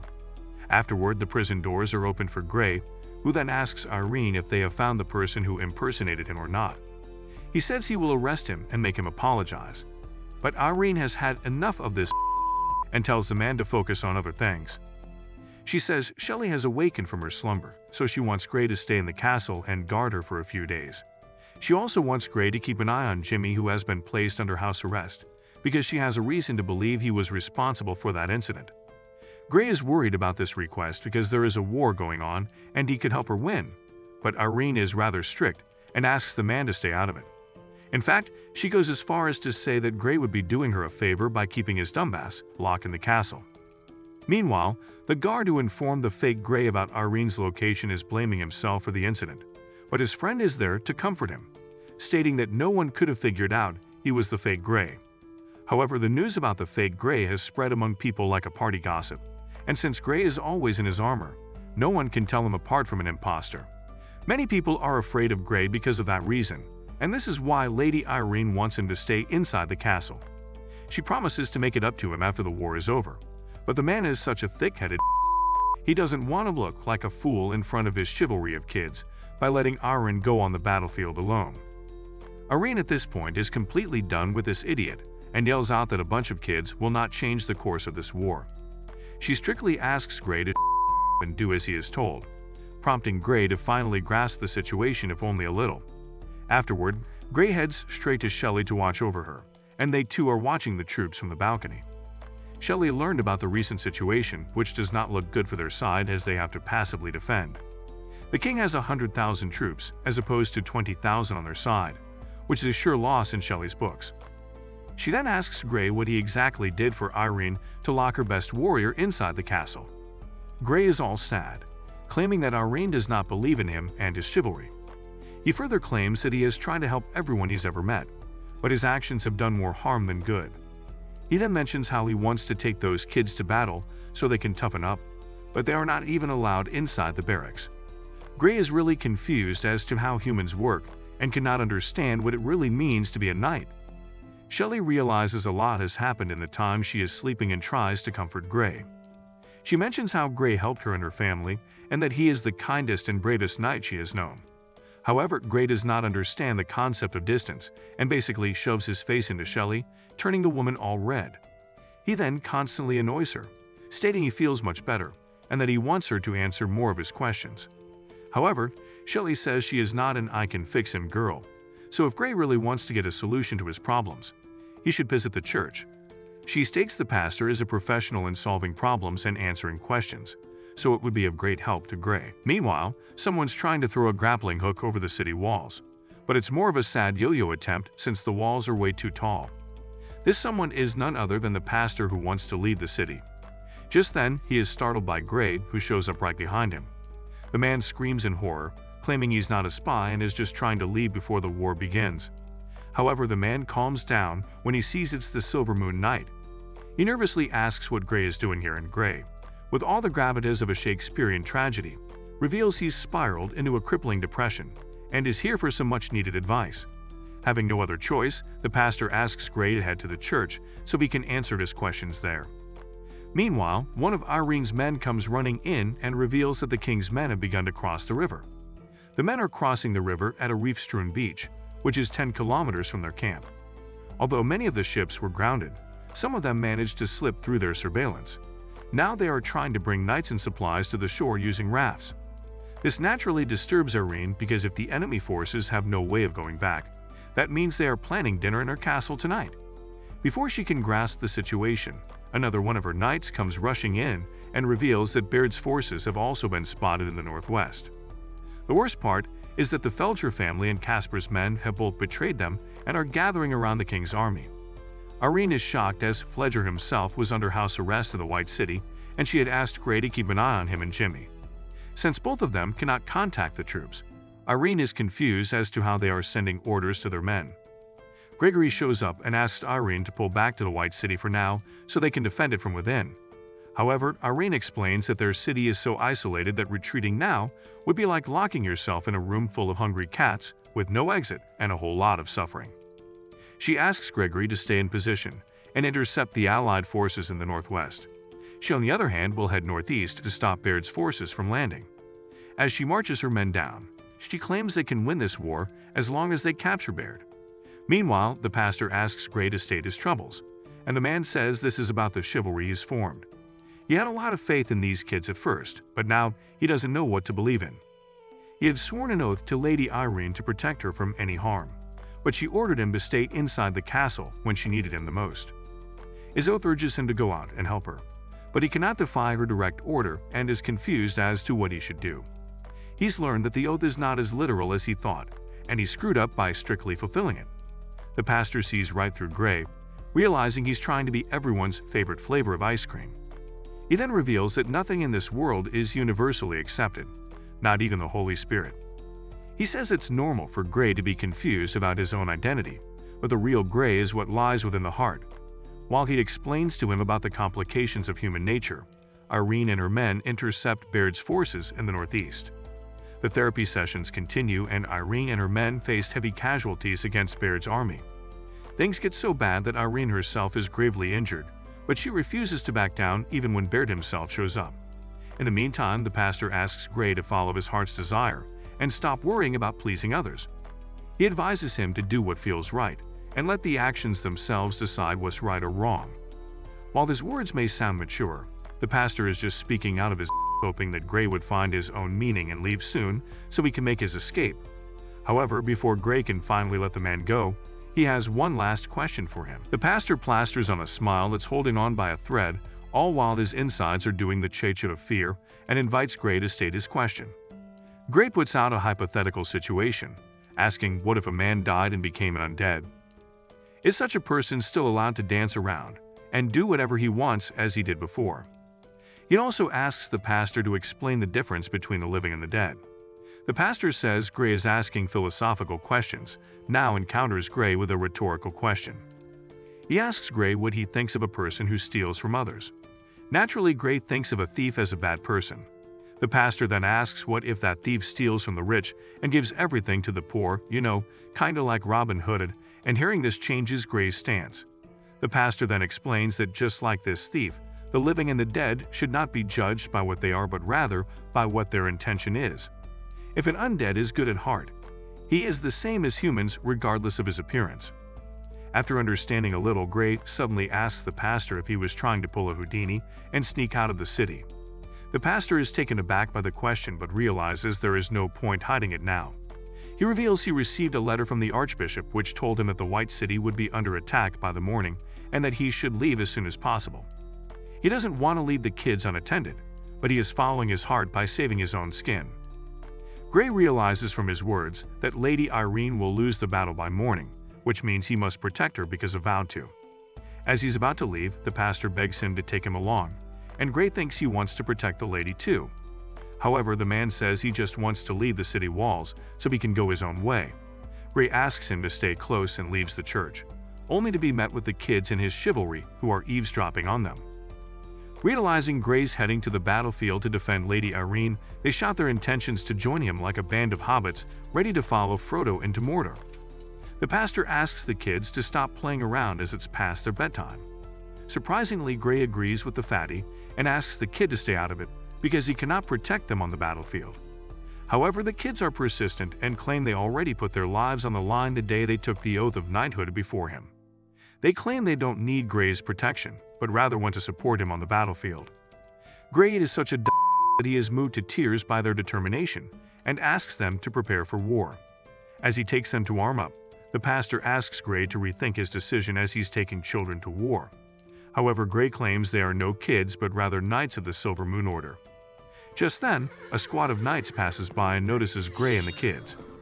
They immediately start shouting that they have found the traitor, swarming around him faster than paparazzi around a celebrity scandal. Gray asks them why they are calling him a traitor and wonders if there is another misunderstanding like the previous one. However, this time the knight swings his sword at him and tells him to go to hell. Gray gets upset and knocks the man out, furiously asking why they attacked him for no reason whatsoever. The guard accuses him of attacking the prison guards and freeing Felder and his son Jimmy. Turns out the imposter Gray was the one who did all of this, and Gray is now furious. Soon after, the caravan carrying Jimmy is informed about pursuers from the White City. He says there is only one guy following them, but the problem is that he is the real Silver Moon Knight. Jimmy already knows how powerful Gray really is and tells his men to stop him at all costs, or he will ruin everything they have built so far. Luckily, their caravan just arrived at the rendezvous, which means they now have reinforcements from their allies. As they stop to face Gray, he can't help but wonder why they aren't fleeing like extras in a Godzilla movie. Just then, Gray slowly approaches them and addresses the person who is impersonating him. He realizes this is the guy who tried to assassinate Irene and even executed the prison guards. When Gray sternly asks the man to reveal himself, he feels a strong aura coming from Gray. As he takes his helmet off, he recalls how Gray is famous for taking out 50 heavily armored knights single-handedly. Such strength is unparalleled in this world, but the man wonders if Gray can take on a force that is 4 times bigger than the one he faced earlier. As he reveals his face, he claims he abandoned his name and identity when he chose this role, but since Gray asked sincerely, he would answer his question. The man is the captain of the first unit, the King's direct shadow guard who goes by the title Shadow One. Mr. Cat realizes this imposter is no small fry and wonders what Gray would do against such a strong opponent. In truth, Gray wouldn't care if he was fighting God himself because his only strategy is to run through them. Mr. Cat is excited to see Gray from a complete idiot to an idiot with a plan. With his approval, Gray prepares for battle and asks Tenedos to launch a surprise attack. Seeing him come right towards them, Shadow asks his lancers to line up. In a matter of seconds, the whole squad creates a defensive formation perfect to stop approaching enemies. Such formations had tormented Tenedos a lot in the past, but they don't matter anymore as he tears right through them. A soldier, proving that common sense isn't so common, straps a leash on Gray, and in the next second, he's flying through the air like a really unlucky balloon. As Gray tears through the ranks, Shadow starts feeling more like a background extra in a disaster movie. When Tenedos spots him in the back, Gray charges right toward the poor guy. He thinks Gray is relying on his force and makes a miserable attempt to cut Tenedos' legs, only to receive a punch in the gut. The impact is so strong that not only does Shadow drop hard, but his internal organs suffer a lot of damage as well. As he drops with his spirit crushed on the floor, he realizes he's failed his mission and asks Gray to take his pathetic life. However, Gray says he has no intention of slaying people. All he wants is for Shadow to apologize to Lady Irene. Shadow thinks Gray is mocking him and says there is no point in saying sorries during the war. But Gray is persistent about his demand. Just then, Jimmy kicks open the door of his carriage, claiming he's had enough of everyone's. As he steps out of the carriage, he calls everyone a loser and declares death to everyone, including Felder. Just then, he casts a spell which causes everyone to choke to death. Mr. Cat is shocked to see a mystical black aura surrounding these men, and Gray reveals Jimmy has cast a black magic that directly robs life. Jimmy is amused to find that Gray is strong enough to resist both his magic eye and his dark magic, which means he can go all out on him. He then reveals how everyone thought it was Bjord who wanted to annex the Becker, when in fact he was behind it all along. Gray is hands down the strongest human he's ever encountered, but despite that, he's convinced humans are the cosmic equivalent of chewing gum stuck to his shoe, and he won't rest until they're scraped off.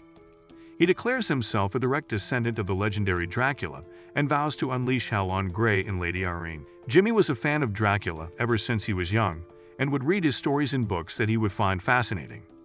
Even at that age, he would dream of having a fancy castle of his own from where he would rule the world. Their own vampire castle was dark and gloomy, based on a cliff with nothing to live in. Jimmy, on the other hand, wanted a shiny castle with lots of servants and planned on invading the human world to achieve his goal. His idea was to find a noble with white hair such as his own and pretend to be his illegitimate son so he could be an heir to the throne. Jimmy's goal is almost within his grasp, but standing in his way is Gray, the human equivalent of a traffic jam on the road to vampire paradise. As he sends a Kamehameha wave towards Gray, it causes a huge explosion that lights up the entire forest. Jimmy then menacingly laughs over a burnt-to-crisp Gray, realizing no one is left to foil his plans anymore. However, he says it's a pity he slayed everyone because no one is there to witness his greatness. Just then, Gray rises from the rubble, with his armor nearly shattered to pieces. He tries putting it on with magic, but the armor just falls into several pieces. Gray then appears in his lich form, unscratched from the deadly attack Jimmy threw his way. The man then proceeds to turn every single dead soldier into a walking undead because he feels bad that no one was there to witness Jimmy's rampage. Seeing Gray as an undead sends Jimmy into a panic, his screams ringing out through the forest like a banshee on a roller coaster. Meanwhile, as the sun rises in the White City, Irene is gravely injured from his battle against the king and learns that pretty much all of his men are wiped out. There is only one remaining camp in their entire military, which has about 2,000 men left. If they were to retreat any further, they would have to take refuge inside the White City. Just then, Gregory shows up and asks Irene about her knight Gray. He is furious that Gray hasn't shown up at such a crucial time. But Irene explains she asked him to stay in the castle. Gregory urges her to bring Gray out, but Irene is broken at this point. She knows the king's army is nearly 100,000 strong, and there is no way a single night changed the course of war. The final battle will be fought when the sun fully rises, and Irene has accepted the loss already. Seeing how Irene has given up, Gregory says he cannot let his men die without a cause, so he says he will surrender once the king takes over the city. Meanwhile, inside the city, the news about Irene's loss spreads chaos among the people. The people start questioning Gray, wondering where he has been at such a crucial time. Some people even contemplate leaving the city, and among the chaos is Shelley, who wants to leave the walls to reunite with his grandfather. However, the guards refuse to let her out as there is a war going on, and opening the gate might cause a riot. Shelley asks about Gray's whereabouts as he is tasked with staying by her side at all times. However, she is shocked to learn that the Silver Moon Knight has left the White City. The guards saw it with their own eyes that Gray left the city with a group of children, and no one dared to stop him. Since they have not received any battle reports of him going to the front, they are assuming he must have fled to save his own skin. However, Shelley is confident that Gray isn't someone who would run away from a battle. Meanwhile, Gray is carrying an unconscious Jimmy atop a cliff. Meanwhile, the war has caused so many deaths that the river has turned red due to the blood. Seeing all of this, the Archbishop says he does not approve of the fact that the king has changed the succession of the House of Becker. He says one bastard child is not worth killing thousands of men, and his word is quite important because the outcome of the war depends on his testimony. Baird wants the Archbishop to witness that the war is won fair and square so he can put a good word in for the Holy Order accordingly. The man is not convinced yet, so he will have to see it for himself before he makes a decision.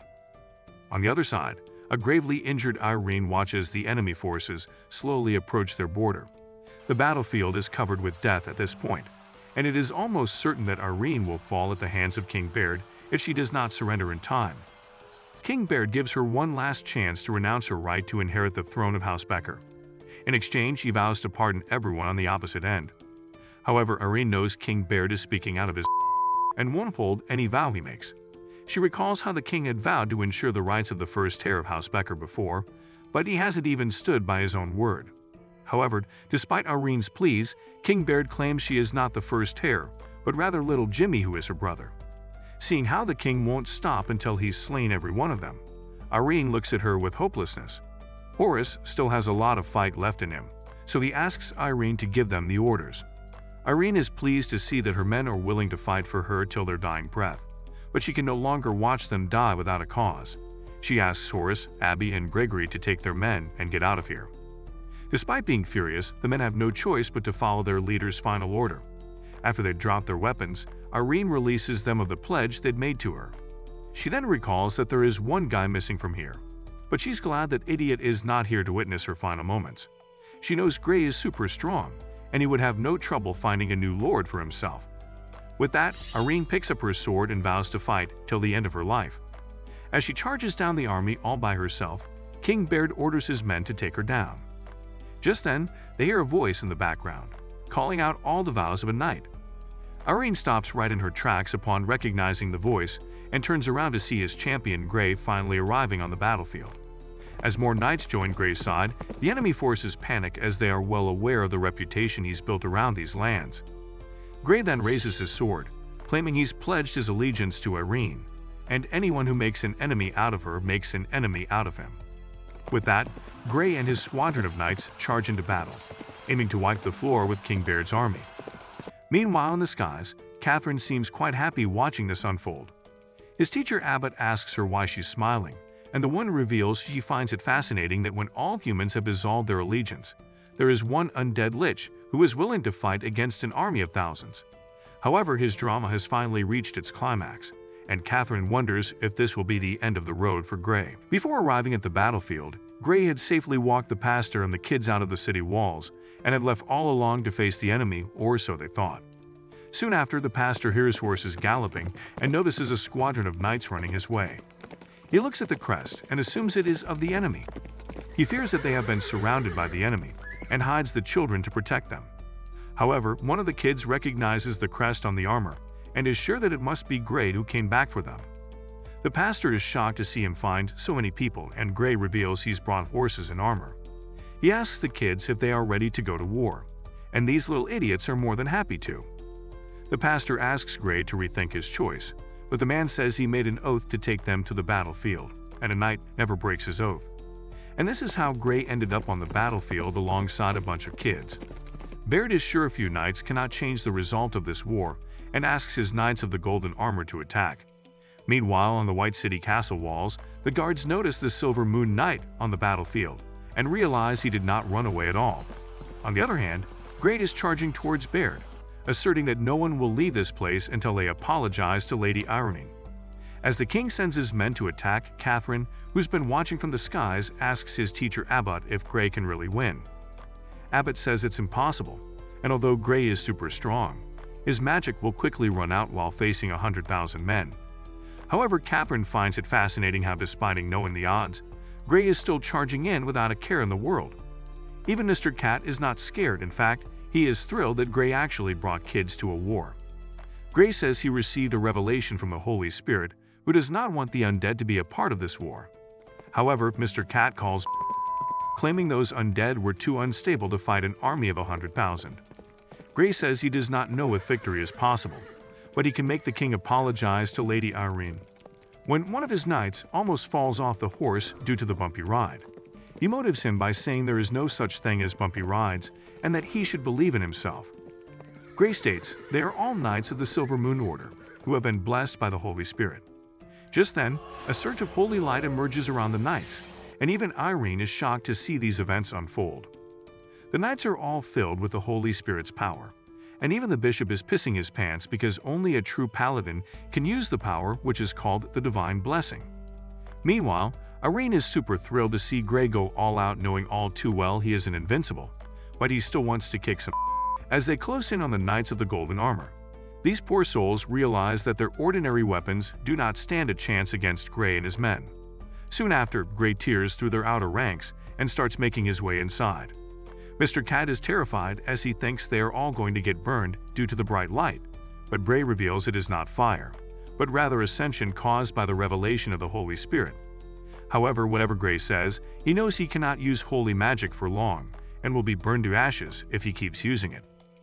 King Baird sees his men fly left and right just by the sheer impact of Gray's power. Seeing this terrifies him to his very core, as he cannot believe a paladin is under Lady Irene's command. Meanwhile, the guards notice that the citizens have climbed up the city walls and are all cheering Gray on. Even Shelley is there to support him, claiming she always knew Gray would never run away from battle. The pastor is watching this from the forest, confirming that Gray is using holy magic and wonders if he is really a messenger of the Holy Spirit. Even Irene's own men, who were done and dusted, are all hyped up to see Gray tear through the enemy ranks. Catherine notices how everyone is cheering him on, not realizing he will turn into ash and dust if he keeps using it. However, she says heroes clothed in holy light appear in the world whenever evil takes over. Gray happens to be that hero in her eyes, which is why she wants to help him. Catherine flies down to the battlefield and asks Gray if he remembers her. Gray recognizes her from the church, and Catherine asks him to let her help him. She then places her hand on his chest and puts a holy mark on him, and it seems as if Gray himself has become an angel at that moment. The kids notice how their horses have stopped burning, and the light surrounding them is much more in control than before. Gray asks Catherine if the Holy Spirit acknowledges him, but Catherine tells the man to not push his luck, as he's only managed to impress an angel so far.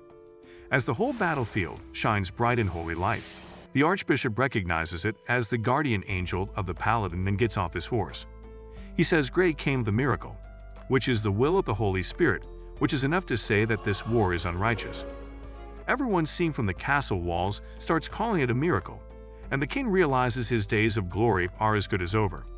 He furiously asks his men to not be scared of a paladin and attack him, claiming that they can still win with their large numbers. However, the Archbishop asks the to sit his down, as now he has reason to believe Baird is working alongside dark forces. The king is furious, claiming he is the one who brought him here and the Archbishop has no right to speak against him.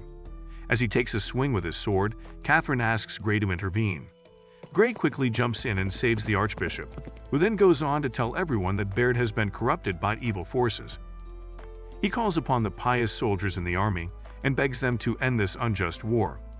Baird's own knights start eyeing him like he is the only meat-eater at a vegetarian party, and the man realizes his reign of terror is as good as over. King Baird of the Isaac Kingdom was well known for his bravery in his youth. He commanded a large army and defeated the invaders from the Kingdom of Alan at an absolute disadvantage. That battle made him famous in his kingdom, to the point that he became the whole of Isaac. Countless young men joined his army and became part of the Knights of Golden Order to follow in his footsteps. They would all look at him like a hero, but either you die a hero or live long enough to see yourself become the villain. The Archbishop keeps asking the men to drop their weapons, but some of them are still hesitant because they have taken an oath with the king. However, the Archbishop reminds them that the oath does not include the practice of injustice and asks them to look at everything that is right in front of them. After catching sight of the holy light, the paladins, and the guardian angel, the soldiers suddenly realize they're not in Kansas anymore and realize they just walked into the wrong end of a Lord of the Rings battle scene. On Irene's side, the pastor himself shows up claiming he will fight for the sake of the Holy Spirit as well. He reveals that those knights on the battlefield clothed in the holy light are all mere children who are 12 or 13 years of age. When the kids are suiting up to defend the motherland, the adults can't just chill like they're on vacation. The spectators at the city walls are shocked to learn that a bunch of teenagers are the ones who've turned the course of this war. One of them recognizes those kids as the ones who always follow the Silver Moon Knight like a mini fan club. The locals are so motivated by this story that they grab their own set of weapons and decide to put their lives on the line for the sake of the Holy Spirit.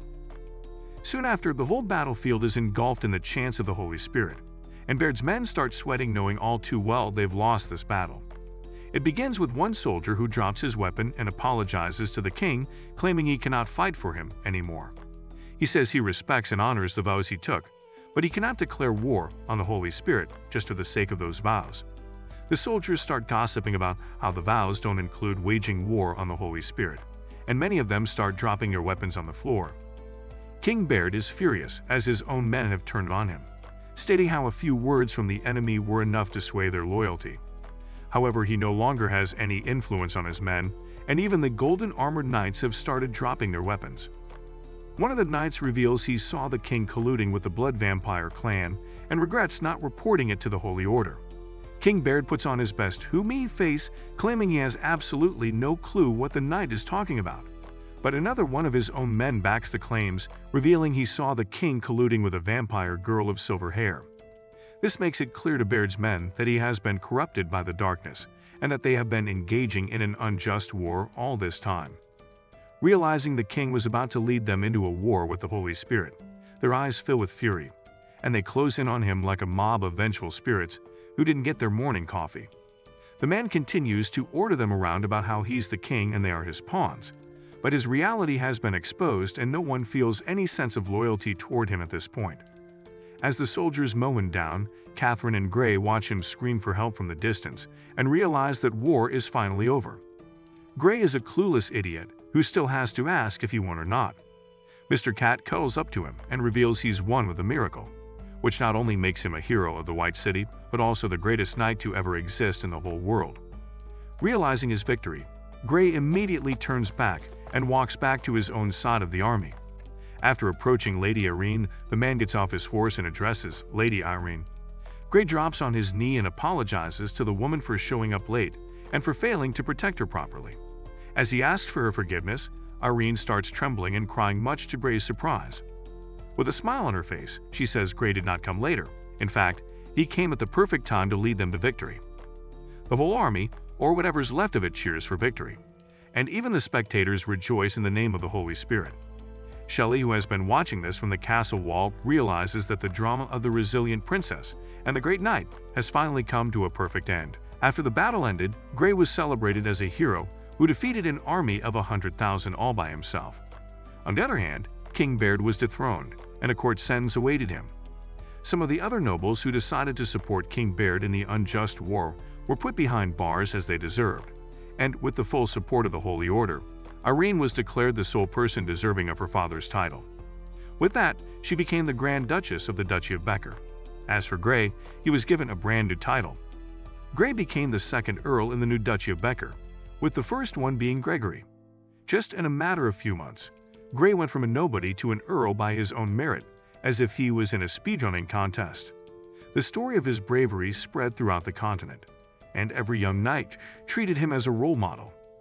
In October of the same year, Archbishop Anthony went to the Holy Synod and reported the causes and consequences of the Battle of the White City. In November, Gray was finally crowned a Paladin by the Holy Synod. At that time, there were only 5 Paladins in the whole continent, including Gray. 4 of them were trained personally by the Pope, which left Gray as the only exception. Gray was enthroned, but when wasn't summoned, many people were left questioning as to why. On the other hand, a bitter struggle for the throne was taking place in the Lion capital, which had just lost its king. Turns out Baird was a grower, not a shower, and Homie had 12 kids who were fighting among themselves like Elden Ring's demigods. However, their battle had nothing to do with the White City, which was enjoying its newfound freedom.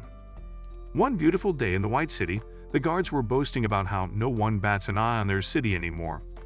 That's all thanks to Gray and Lady Irene, who fought a brutal war to get rid of everyone who wanted a piece of that ass. However, now it's time to change the title of the Grand Duke, and no one has seen Irene in days. Let's meet Viscount Porus, who hasn't slept in 5 days in order to count the war damage and appease the families of the deceased. Then there's Viscount Abbey, who has been up for a week dealing with a stagnant trade and diplomatic situation after the war. And as for Irene, she was responsible for the complicated governance of the territory after the war. She's been up for 9 days straight, and now she looks like she's auditioning for the lead role in a zombie apocalypse film. Horace is like, why don't we bring that Gray to join our suffering?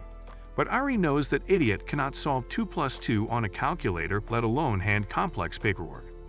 She's relieved knowing Gray hasn't pulled a stunt in a few days, but she just had to jinx herself. A soldier comes running in like he's seen a ghost and reveals that Gray has done it again. This time, he literally sold the castle that was given to him to Gregory, and now he's dropping money from the castle tower like he's a Mr. Beast clone on YouTube. Irene's patience has officially expired, and she's gearing up to deal with this dumb finally. Good luck dealing with that Gray. Meanwhile, in the heavenly realms, Catherine and Abbott show up in full angel cosplay, looking so pure they could be mistaken for the real deal, as they seek an audience with the Holy Spirit. The Holy Spirit asks Catherine about her helping a lich, and the girl takes full responsibility, going as far as excluding Abbott from her decision. She says the situation was urgent, and if she hadn't stepped in, the lich would have eventually burned himself because of his faith in the Holy Spirit. A lich having faith in God is like a black guy joining the Ku Klux Klan, which is why they are amused. Catherine speaks quite highly of Gray, claiming he might be a dumbass, but he's loyal, brave, and honest. He's such a saint he would rather turn himself into ash and dust just to stand by what is right, which is a quality worth appreciating. This is why Catherine vowed to be his guardian angel. The Holy Spirit reminds her that a lich lives pretty much as long as the gods themselves, but Catherine has made up her mind and would support Gray for eternity if she has to. In December, the White City turned literally white thanks to all the snow. People who had been busting their all year could now relax and watch a certain rolling around in the snow. This none other than Gray, who had only read about snow in the books. This is the first time he's seen it with his own eyes, so his reaction is acceptable. However, Mr. Cat is not too happy about it, as Gray is now a paladin, and it doesn't suit him to roll around in the snow like a kid. However, Gray remembers Mr. Cat used to do the same so humans could serve him, and wants to try for himself. Obviously, the rules that apply to a cat do not apply to a paladin, and Mr. Cat is confident no one would care if Gray did what he does. However, a bunch of people show up offering Gray blankets, soup, and a thermos, much to Mr. Cat's annoyance. Mr. Cat starts throwing snowballs at him in anger, but Gray assumes he's challenging him to a snowball fight. Just then, he bumps into a lady and turns around to see that it's none other than Shelley. After she greets the man, Gray invites her to play in the snow, but Shelley declines, saying she'd rather avoid turning into a human popsicle. She says she has something personal that she wants to discuss with him, and asks if he would take a walk with her. Gray happily agrees, and as they stroll together, Shelley pulls the classic "I'm so cold" act just so Gray can give her a blanket. Shelley then gets to the business, claiming she heard Gray was awarded the fiefdom of Port Hamlet after Gregory bought his castle. Surely you would think Gray would remember such an important thing, right? Well, turns out his memory is worse than a bitter ex who forgets all the good things you've done for her. Mr. Cat has to step in and remind this idiot that it actually happened. He takes him back to the day when Gray was spilling coins from the tower to the general public after selling his castle. That day, Irene showed up all angry and asked if he really sold the castle she had given to him. Gray was like that one man who was scared of nobody except the 4-foot shoddy he sent for. She put on her best poker face and asked Gray if he had done it for money, but the man had no need for coins. He said he had done it so he could give money to his little knights and the people of that city who had been affected by the war. Mr. Cat was sure Gray was going to get a big scolding from Irene, but it has already been established that logic does not work for Gray. Irene started brainstorming and realized that she had only been compensating the families who had lost men in the war, but had completely forgotten about the fact that their city had lost a large number of laborers. This had caused many other families to go bankrupt, and Irene thought Gray was smart enough to think about that. Even though Mr. Cat knew that this idiot did not have the mental capacity to think that deeply, Irene had already made up her mind and didn't want her subordinates to sell their riches to remedy the situation. She promised to compensate Gray for his efforts and even reallocated a fief to him as a reward. Gray was so excited he came running in to hug Irene, only for her to crash headfirst into his metallic chest plate. Both Horace and Abby were worried sick, fearing she might have lost a few brain cells in the process, but fortunately, Irene was still operating at full capacity. No cognitive casualties were reported. She then asked Gray about his future plans and realized that man had no idea about the importance of his position. She explained that a paladin is entitled to a much bigger stage, so a small duchy was as suitable for him. Even the whole kingdom of Isaac is not enough for him to display his skills, which is why Irene said she could arrange for him to move to a better place if he wanted. However, Gray did not waste a second and refused the offer, which shocked Irene. He said he might not realize the importance of his powers, but what he does realize is that he is a knight of Irene. Led by his vows, he wanted to follow Irene to the end of his life and had no plans to leave anytime soon. Irene was moved to hear his words and gave the man a head pat. She apologized for not showing faith in him during the time of war, but now that she knew better, she was ready to accept him for who he was. She said it did not matter what he was or what he had done in the past. He would always be her knight, and she would do everything in her power to ensure that he was not wronged in any way. So that is how Gray became a fief of Port Hamlet. Shelley then asks if Gray has any plans to become an official member of the Becker family. But this man is such a dumbass, he assumes being an official member of the Becker family is some kind of a title granted to the knights. After the two stare at each other awkwardly, Mr. Cat realizes both of them pretty much share the same malfunctioning brain cell and asks Gray to reply carefully. However, he then thinks it's best if Gray just repeats after him. Mr. Cat says he will explain everything when they are alone and asks Gray to say that he has no intention of joining the Becker family, even though he will remain their knight forever. Shelley then figures Gray and Irene are not banging behind closed doors and asks if it's safe to assume that they have no secret relationship. Mr. Cat asks Gray to reply yes, and the guy does so. Shelley then bluntly asks Gray if she can be his companion, and Gray quickly replies yes, even before Mr. Cat could give him an answer. Shelley finds it quite funny how Gray is so direct with his answers, but who doesn't find it funny is Mr. Cat, because he knows Gray has walked into a situation he can't escape. After laughing her ass off, Shelley finally decides to disclose the deal to Gray. Turns out, before she came here, Grandpa Gregory invited her to his chambers to discuss the Gray situation. Since Gray was associated with the Holy Order and was officially crowned as a paladin, the man started cooking some for him. However, Shelley had little interest in his politics and was eating donuts in the background. Instead of reading the room, Gregory kept yapping about how Gray does not have a last name, meaning he doesn't belong to any family. This meant Shelley could be a bait to lure Gray in to take their family name. In short, she has been ordered to go on a date with Gray by Gregory himself. Mr. Cat is left puzzled as to why Shelley would say all of this out loud. Regardless, she says it does not have to be anything special and a mere shopping trip would be enough for now. Gray has no idea what's going on, but he decides to tag along anyway to see where things go. Shelley then asks Gray about the job Irene gave to him, and the man reveals he was simply told to go around the streets and help anyone who needs it.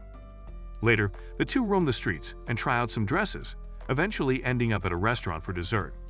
There, the manager serves them the Forest Volcano Berry Sundae, which is the signature of their restaurant. Shelley then notices Gray making weird expressions at the dessert and asks if he's okay. Turns out the man is drooling because the dessert looks way too delicious and wants to learn a magic spell that would help him eat stuff. Just then, a woman with her own personal guards shows up, and Shelley recognizes her immediately. This woman is Eliza, the first daughter of Duke Fernandez. Shelley knows Eliza is a troublemaker, but despite that, she puts on a smile and politely asks her when she arrives at the White City. Eliza reveals she came with Irene, took the throne, and then starts sticking her nose where it doesn't belong. She asks Shelley to stop behaving like a child or running around the streets like she has nothing better to do. Shelley nervously explains that she is not alone, but rather there is a knight accompanying her. Eliza then mentions how Shelley has now become an adult and advises her to be mindful of her actions and words at all times. After spewing all that, she takes her royal out of there, and Shelley is relieved to finally be off the hook. Gray is left wondering who this big shot girl was that left even Shelley nervous, and Shelley reveals she is her cousin. Turns out the Gregory and Fernandez families walk hand in hand because of their matrimonial relationship, and it is safe to assume that Shelley and Eliza basically grew up together. When they were kids, they would often play together, and Eliza was more Shelley-like at that time. Things shifted when she was forced into a dress so heavy. She wondered if she was secretly being prepped for a bodybuilding competition. Shelley was all amazed at how good she looked, but Eliza revealed it was thick and heavy, and that she didn't wear it by choice.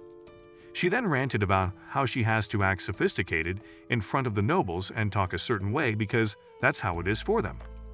Shelley, still comfortably floating in his bubble of idiocy, suggested she just not do any of that, blissfully unaware that Eliza didn't exactly have a buffet of options. Eliza patiently explained to the that she couldn't be her old self anymore. She had to act like a discount princess on Disneyland to keep up appearances and prove her family raised her right, even though they didn't. The way they talked and the way they walked all mattered when it came to scoring a noble sugar daddy who might just treat them better than a Discord mod treats their kitten. From that point on, Eliza became the pick-me pushover that she is today, all in hopes of getting some noble schlong up her alley. And then there is Shelley, who wasn't treated as a middle child by his parents and ended up hating this royal lifestyle. She wouldn't act straight and marry a decent nobleman so her life could be on track. Rather, she would bone a skeleton in a silver armor.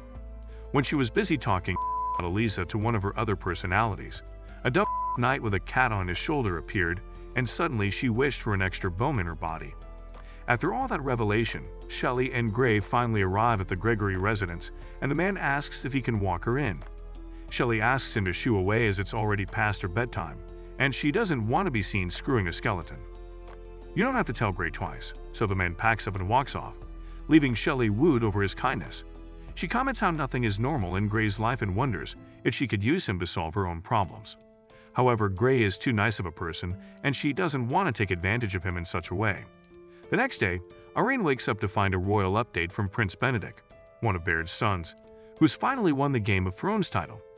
Guess he's been binge-watching all the right episodes, so Benedict wants Irene, Gregory, and Paladin Gray to participate in his enthronement ceremony. Gregory is confused as to why he was invited alongside Irene and Gray, and Shelley reminds this living, breathing dementia that he actually supported Irene in the war. Shelley is only betting 5 million donuts that Benedict will try to make a ploy on Gregory's relationship with Irene. The man can't turn it down because Irene wants him to go and asks him to keep his guard up, even if it's a banquet, because she has also watched the Rains of Castamere. As the night falls, the noise of someone approaching is heard in the mountains, and Dora quickly stands guard to protect a cowering Jimmy. However, it turns out to be Gray in his Dark Souls undead costume, who has brought a bag of God knows what. Jimmy has already given up on life and wonders why he's here. Dora, on the other hand, has yet to explore all corners of Jimmy's vampire butt, so she's all in to protect him. However, Gray tells them to take a chill pill because he's not here to expose them to sunlight. In fact, he's here on his part-time job as an Amazon delivery guy who's just delivered a set of armor for Jimmy to wear. Jimmy starts getting PTSD from the last time he cosplayed as Gray's son and wonders what torture he would go through this time. Gray explains that since Jimmy sucked the soul out of every human during the war, he was in clear violation of the treaty. Catherine had every right to obliterate him, but Gray used his paladin privileges to let him live. However, Jimmy can survive only under the condition that he becomes Gray's lapdog until he's fixed his attitude. Jimmy is contemplating if dying would be a better option, but Gray is optimistic that since he became a paladin, so can vampires. He's now instated Jimmy and Dora to his knightly order and wants them to accompany him into the Lion capital. In January of 10,754, Duchess Irene set out on a journey to the Lion capital alongside her trusty paladin Gray. However, their journey faces some difficulty thanks to the thick, foggy winter. Since it is too dangerous to travel blindly, Abby suggests taking refuge in a nearby village, and Irene agrees to rest for now. On the other hand, Mr. Cat notices how Gray has been acting like a sussy bake-up, as if his mind is distracted by something or someone. He mentions how he's feeling something strange about the fog, but Mr. Cat brushes it off, claiming it's because Gray has never seen fog before. Just then, the floor breaks beneath Gray's feet, and he, alongside Tenedos and Mr. Cat, falls into a crevasse. Gray wonders how they fell down and checks up on Tenedos, wondering why he didn't say anything before. Just then, Gray hears Lady Irene's voice calling to him and shouts out to let her know of his location. Just then, Irene shows up covered in a sinister aura and commenting on how it's super difficult to find Gray alone. From the first look, Gray can tell something is off and even notices how Irene is wearing a different armor compared to the last time he saw her. Strangely, Irene pulls out her sword slowly and then slashes it toward Gray in a quick swing. Gray starts sweating, wondering what's going on here, and asks Irene why she's gone crazy. Irene menacingly explains to Gray that since she has everything she needs, there is no need for Gray by her side anymore. She takes another swing at Gray, who jumps over it, wondering why she's doing all of this. Mr. Cat yells out that Irene is trying to send him back to the underworld, and that Gray must defend himself. While they're fighting, Mr. Cat comments on how the war is over and no one needs him anymore. He also mentions how since Gray is a paladin, people give him more attention than Lady Irene, which is why she might have developed a grudge against him. Just then, two men from her army stab Gray in the back, and even though the man is in excruciating pain, he continues to defend Irene's character, knowing all too well she will never pull something like this against him. However, Mr. Cat keeps insisting that Gray needs to fight back or he will lose everything he's worked for. Despite that, Gray recalls the vow he's made to protect Lady Irene and chooses not to hurt her. Irene laughs in his face, stating those vows don't mean jack. She then swings her sword 100 times and tears apart Gray's armor, to the point that even his helmet falls off. Mr. Cat is horrified to see that Gray's hopes and dreams are over. On the other hand, Irene is a little shocked to see that Gray is actually an undead under that armor. She then bursts into laughter, finding it quite ironic how an undead received the power of the Holy Spirit and made his way to becoming a paladin. However, she now has even more reason to make Gray disappear. She orders her men to attack Gray, who breaks his armor apart using their spears. Irene then swings her sword and literally breaks Gray's right arm off.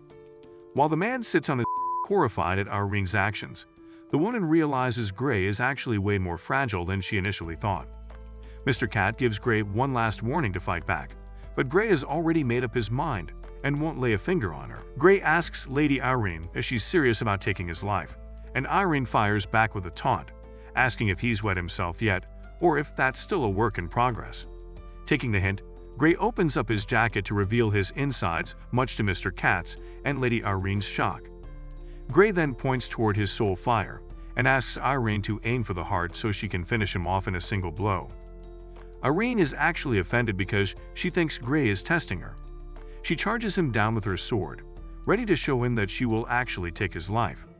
However, midway in her attack, Lady Irene hesitates and Gray finally realizes what's up. He recalls how it's against the agreement of the Gray Robes to do something to him without permission, which is why they can't hurt him. The man then charges up with soul fire, which grows back his severed arm, and begins cleansing the illusion. He says he does not care who this person posing as Irene is, but he will not tolerate him insulting his lord. Gray then warns him never to interfere with his consciousness, and with that, the illusion is broken. Just then, Gray feels a tap on his shoulder and screams like a kid, scaring both himself and the real Lady Irene. She mentions how Gray had been standing still in one spot for minutes, and didn't even respond when she called her name. This is why she came to check up on him. Gray brushes her concerns off and asks her if the fog has lifted or not. Ern says there was no fog to begin with, and the weather has been as clear as it can be. She asks if Gray fell asleep on the horse and had a dream, and Gray pretends to go along with her story. Noticing how he looks exhausted, Irene reminds him that they are heading to a nearby village where he can rest for the night. Despite acting all fine, Gray cannot understand what the hell just happened to him. Meanwhile, on a nearby cliff, two demons named Zelda and Tarbia are watching the caravan head towards Lion Capital, and Zelda is making fun of Tarbia for getting burned because of Gray's soul fire. Zelda then comments on how persistent Gray really is, and Tarbia cannot understand how they found such a simple lich. Zelda asks if they should expose Gray's identity to make him lose his privileges, but Tarbia is cooking something even more sinister. She mentions how the demon lord wants to mess with the guys in the sky, so making a paladin fall and revealing his identity as a lich would really shake things up here. Just then, they notice how Gray's guardian angel Catherine is back, and Tarbia comments that they will have to leave for now. Zelda is confident he can destroy a second-grade angel like her with one hand, but that would also break the treaty between the Heavy and the Abyss, so they decide to play passive for now. Meanwhile, as Gray is resting in a village house, Catherine shows up at his window and says she has both good news and bad news. Gray excitedly says he wants to hear the good news first, and Catherine says the Holy Spirit approves of her being his guardian angel. From this day onwards, Gray is officially recognized as a paladin by the Holy Spirit. Even though the man is ecstatic to hear this, the bad part of the news is that he cannot expose his identity. The moment anyone finds out that he is a paladin, his association with the Holy Spirit will be over. They will not only deny colluding with him, but also launch a crusade to end his shenanigans. If Gray can reveal his identity to other people without them becoming hostile toward him, these conditions will not apply in that case. Catherine is disappointed in herself, claiming this is as far as she can go for him given her current rank. However, Gray is super excited that as long as his identity is not exposed, he can manage everything else. He thanks Catherine for going so far for him, and she realizes that Gray is actually a simple and dumb child. Just then, she notices something quite off about Gray's aura. She then realizes that Gray has the scent of a demon on his body and asks where he got it from. Later, as Irene and her squad show up in the Lion capital, they are greeted with a warm welcome, and people are super thrilled to see a paladin in the flesh. Youngsters look up to Gray as a role model, while the more political adults see this as an advantage over other kingdoms. Amid all of this warm welcome, all Gray can think about is his encounter with the demons. He had already expected it to happen someday, but he never knew it would happen so soon.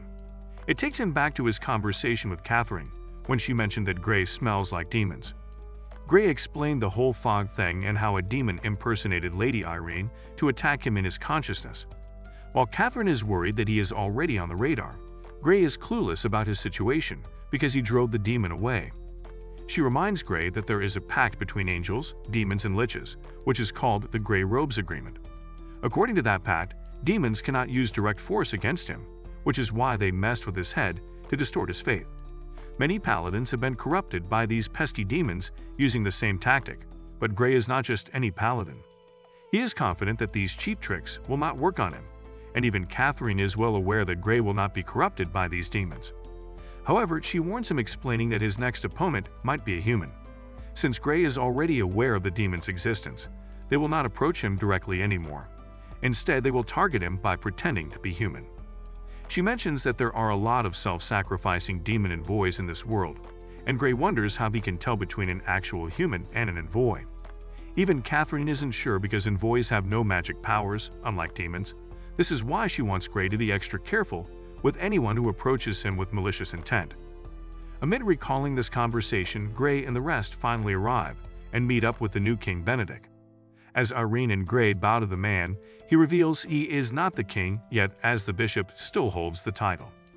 He further says he will be crowned in a few days, which is why he invited Paladin Gray, so he could witness it with his own eyes.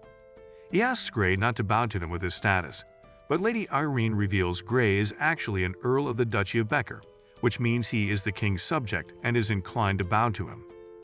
Benedict comments that an earldom is a low title for a paladin, meaning the man has his eyes set on making Gray his royal guard or something. Irene finds it rather surprising how Benedict is being so straightforward even during his ceremonial gathering, but despite that, she still has to suck up to him. Benedict notices how clever Irene really is just by her reply. The man then turns around and asks them to rise. Later, the squad is welcomed to the ball inside the king's palace, and Gray is shocked to see how fancy the place looks. Inside, Gray asks Mr. Cat why the king mentioned the earldom, and learns that the king actually thinks Irene is not fit to be Gray's lord. Gray is confused because he has always thought of Irene as a great lord and wonders if Benedict hates her because she led a war against her father. It then clicks in his head, which is obviously not a good sign given his lack of common sense. Gray claims Benedict is actually a demon envoy, which is why he is targeting Lady Irene. He charges up his fist to beat the man up, but luckily he is stopped by his guardian angel. She explains to this stupid idiot that although every envoy is a bad guy, not all bad guys are envoys. She also realizes that Gray is practically a and that she will have to babysit his from starting another war. She also realizes that despite living in humans for quite some time, Gray has no idea about how society works and how they have been divided into classes. She explains how Gray is now a paladin and his actions now represent the Holy Spirit. On the contrary, Benedict is the ruler of Isaac, and his actions represent his country. If Gray were to take action against the king, people would assume he's done so by the order of the Holy Spirit. On the off chance that Benedict is proven innocent, everyone will think the Holy Spirit waged war on an innocent nation, which is worse than it sounds. Gray realizes the gravity of his actions and refrains from attacking the man. Catherine tells him that even if Benedict was a demon envoy, Gray would still not be allowed to interfere directly. She explains the whole masking thing and makes him understand that both he and Benedict are wearing a mask if he's a demon envoy. The only way to stop him is to take his mask off and let the world know of his identity. Gray thanks Catherine for making him understand the delicacy of this matter and vows to rip the mask off of Benedict's face. Obviously, Gray just slept through everything she just said. At night, as Gray enters the ball with Irene, everyone starts talking about the Paladin and the first female Grand Duchess in their kingdom. People even start gossiping that Gray's getting the royal night shift with Irene because a Paladin downgrading to a duchy without some royal pillow talk just doesn't add up. Irene notices the slander among the nobles and realizes that such rumors are spread deliberately, unlike her legs, to throw shade on her character. Just then, Benedict shows up and warmly welcomes the delegation of the Duchy of Becker. As he starts the ball, he invites Irene to dance with him, and once again, she has to suck up to him even though his breath smells like Gray, of course, does not understand why he has to be in this situation, and Mr. Cat tells the guy to man up and find someone else. Claiming he's been to a prom before, Gray starts looking around for a potential dance partner until he sets his eyes on his last hope, Shelley. The man walks up to her and hopes to ask her for a dance, but he's a little more popular among the ladies than he initially thought. As dozens of girls surround Gray in hopes of getting a dance with him, it soon turns into a civil war, with every one of them fighting the other over Gray. While Gray is terrified of these not-so-noble ladies, Mr. Cat is shocked to see how popular Gray has become. Soon after, the ladies start grabbing onto Gray, pulling and pushing him for a dance. The man gets so fed up that he has to yell out that he only wants to dance with Lady Shelley. While Shelley is stopped and retracts, the crowd starts murmuring who this Shelley is, and one of the girls mentions Shelley is a daughter of the Gregory family. They all start looking at her with envious eyes, wondering what's so special about this girl that Gray is choosing her over everyone else. Gray is obviously clueless and starts jumping around asking Shelley to dance with him. Shelley is fuming red as this has put her on everyone's radar and asks Gray if he has a feud with her. Gray does not take the hint and further insists that he wants to dance with her. Despite being furious, she has no choice but to dance with Gray, but instead of letting Gray lead, she is the one to lead all the poses. Even when it's obvious that Shelley isn't happy about this, Gray fails to read the room and keeps complimenting her dancing skills. Even King Benedict finds it rather interesting how Gray likes to reverse the roles during the dance, and Irene is embarrassed and covers it up by saying that Gray likes to do experiments. Benedict then asks Irene about Gray's armor, asking if anyone has ever seen his real face. Irene reveals she hasn't seen it, but Benedict laughs out, claiming girls will go crazy over him no matter what he looks like. He then asks Irene if she feels the same way, but Irene has to be on her best attitude so she doesn't start another war. Benedict then asks her for a private chat and takes him inside the castle. The man then asks Irene to make a deal with him in exchange for handing Gray over. He knows Gray has a strong allegiance to Lady Irene and won't leave her side easily. This is why he wants her to break her vows with him and make Gray pledge his allegiance to Benedict. However, Irene says this is not something she can decide unilaterally. However, Benedict asks her not to refuse to quickly and at least hear him out. He offers her a large piece of land and a prosperous territory on top of what Irene already has in exchange for Gray. This way, Irene will not only rule her current land but also become lord of another, a feat not even his father couldn't accomplish. Irene continues to insist that this is something cannot decide on her own, but Benedict drops the formality robe and asks her not to be a stubborn little girl. He comments on how Irene wants to possess Gray all for himself, but Irene really has no idea what he is talking about. He mentions how a mere knight on a horse, helped by an angel and cloaked in the holy light, faced an army of 100,000 men just to rescue a girl, which sounds quite romantic in his eyes. Irene is doing her best not to punch him in the face because the man is implying that Irene is breaking beds with Gray behind closed doors. Despite that, Irene is claiming she has no such intentions, which Benedict finds hard to believe. He comments on how Irene can't marry Gray because she is the sole heir of the Becker family. On the other hand, Gray can marry Irene because he is a paladin recognized by the Holy Synod. He says if their affair becomes public, both of their reputations will be tarnished, which will be fatal for the stability of Becker. This is why they can only be master and servant. Benedict further says how the royal prestige has hit rock bottom after the Battle of the White City, and his troops no longer follow his orders. The neighboring kingdom of Alan has begun to make its move on Isaac, which is why Benedict wants Gray on his side. However, Irene brushes it off and promises to support him in the battle against Kingdom Alan. The man is rightfully frustrated because a mere promise means nothing. He mentions how his own father promised to protect the rightful inheritance of Becker, but went back on his word when the time came. What he needs is not a promise, but a strong paladin who can wipe the floor with their enemies. He then pitches the idea that once Gray becomes the hero of this country, he can come back home and propose to the girl he loves. In that case, even the people will support this relationship, and it will be a happy end to this love story. While he continues to shove this romance down her throat, Irene has to be on her best attitude despite wanting to punch him in the face. Meanwhile, at the ball, as Shelley finishes her dance routine, she realizes that the ladies are still eyeing her like she owes them money. He comments on how these will be acting all cute and innocent if the king was here, and also realizes this would have been Irene's fate had she danced with Gray instead. Shelley is practically doing her a favor by taking the heat and will definitely cash it in at a later date. Gray then asks why she looks so worried, but Shelley brushes his concerns off and asks him why he chose her today. She assumes Irene put him up to it, but Gray says he only ever danced with her before, and since she is the one who taught her how to dance, it would be most suitable for him to pick her. Also, he didn't want to make a fool out of himself by stepping on someone else's toes. Shelley asks Gray not to worry about embarrassing himself, mainly because he is a living, breathing embarrassment to begin with. Back in the castle, Benedict mentions how Gregory is an old fox who annexed 7 families without bloodshed. The only reason he supported Irene in the war is because he saw Gray's connections to the church and wanted to cash in on it. As long as he is alive, it will be hard for Irene to control the real power of the Duchy of Becker. This is why he was invited here alongside Irene, so he does not go around doing shady behind her back. Benedict offers that he can help take care of Gregory, but Irene once again cannot do anything that ruins her reputation. Meanwhile, Shelley urges Gray not to dance with anyone except Irene, explaining that the king wants to take him away from her. Gray asks about the king's motivations, and Shelley explains the imbalance in power between the royal family and the prestige of the clergy rose. In order to stabilize his power, the king needs to do something impressive, and nothing is more impressive than having a paladin in his army. Additionally, the religious parties have had a taste of power after the Battle of the White City, and because of that, they will ask Gray to leave Irene and join the king's side.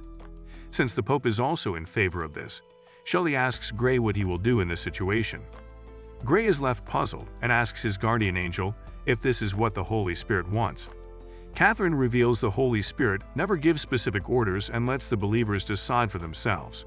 This means that the Pope is doing what he thinks is right, and Gray should do what he thinks is right. However, Gray has more serious matters at hand, like demons who tried to corrupt him. Will Gray choose Lady Irene over King Benedict, or will he fall victim to the demons who have him on the radar? That is it for this video. Leave a thumbs up if you liked the video and subscribe to the channel for a continuation of this series. And as always, thanks for watching.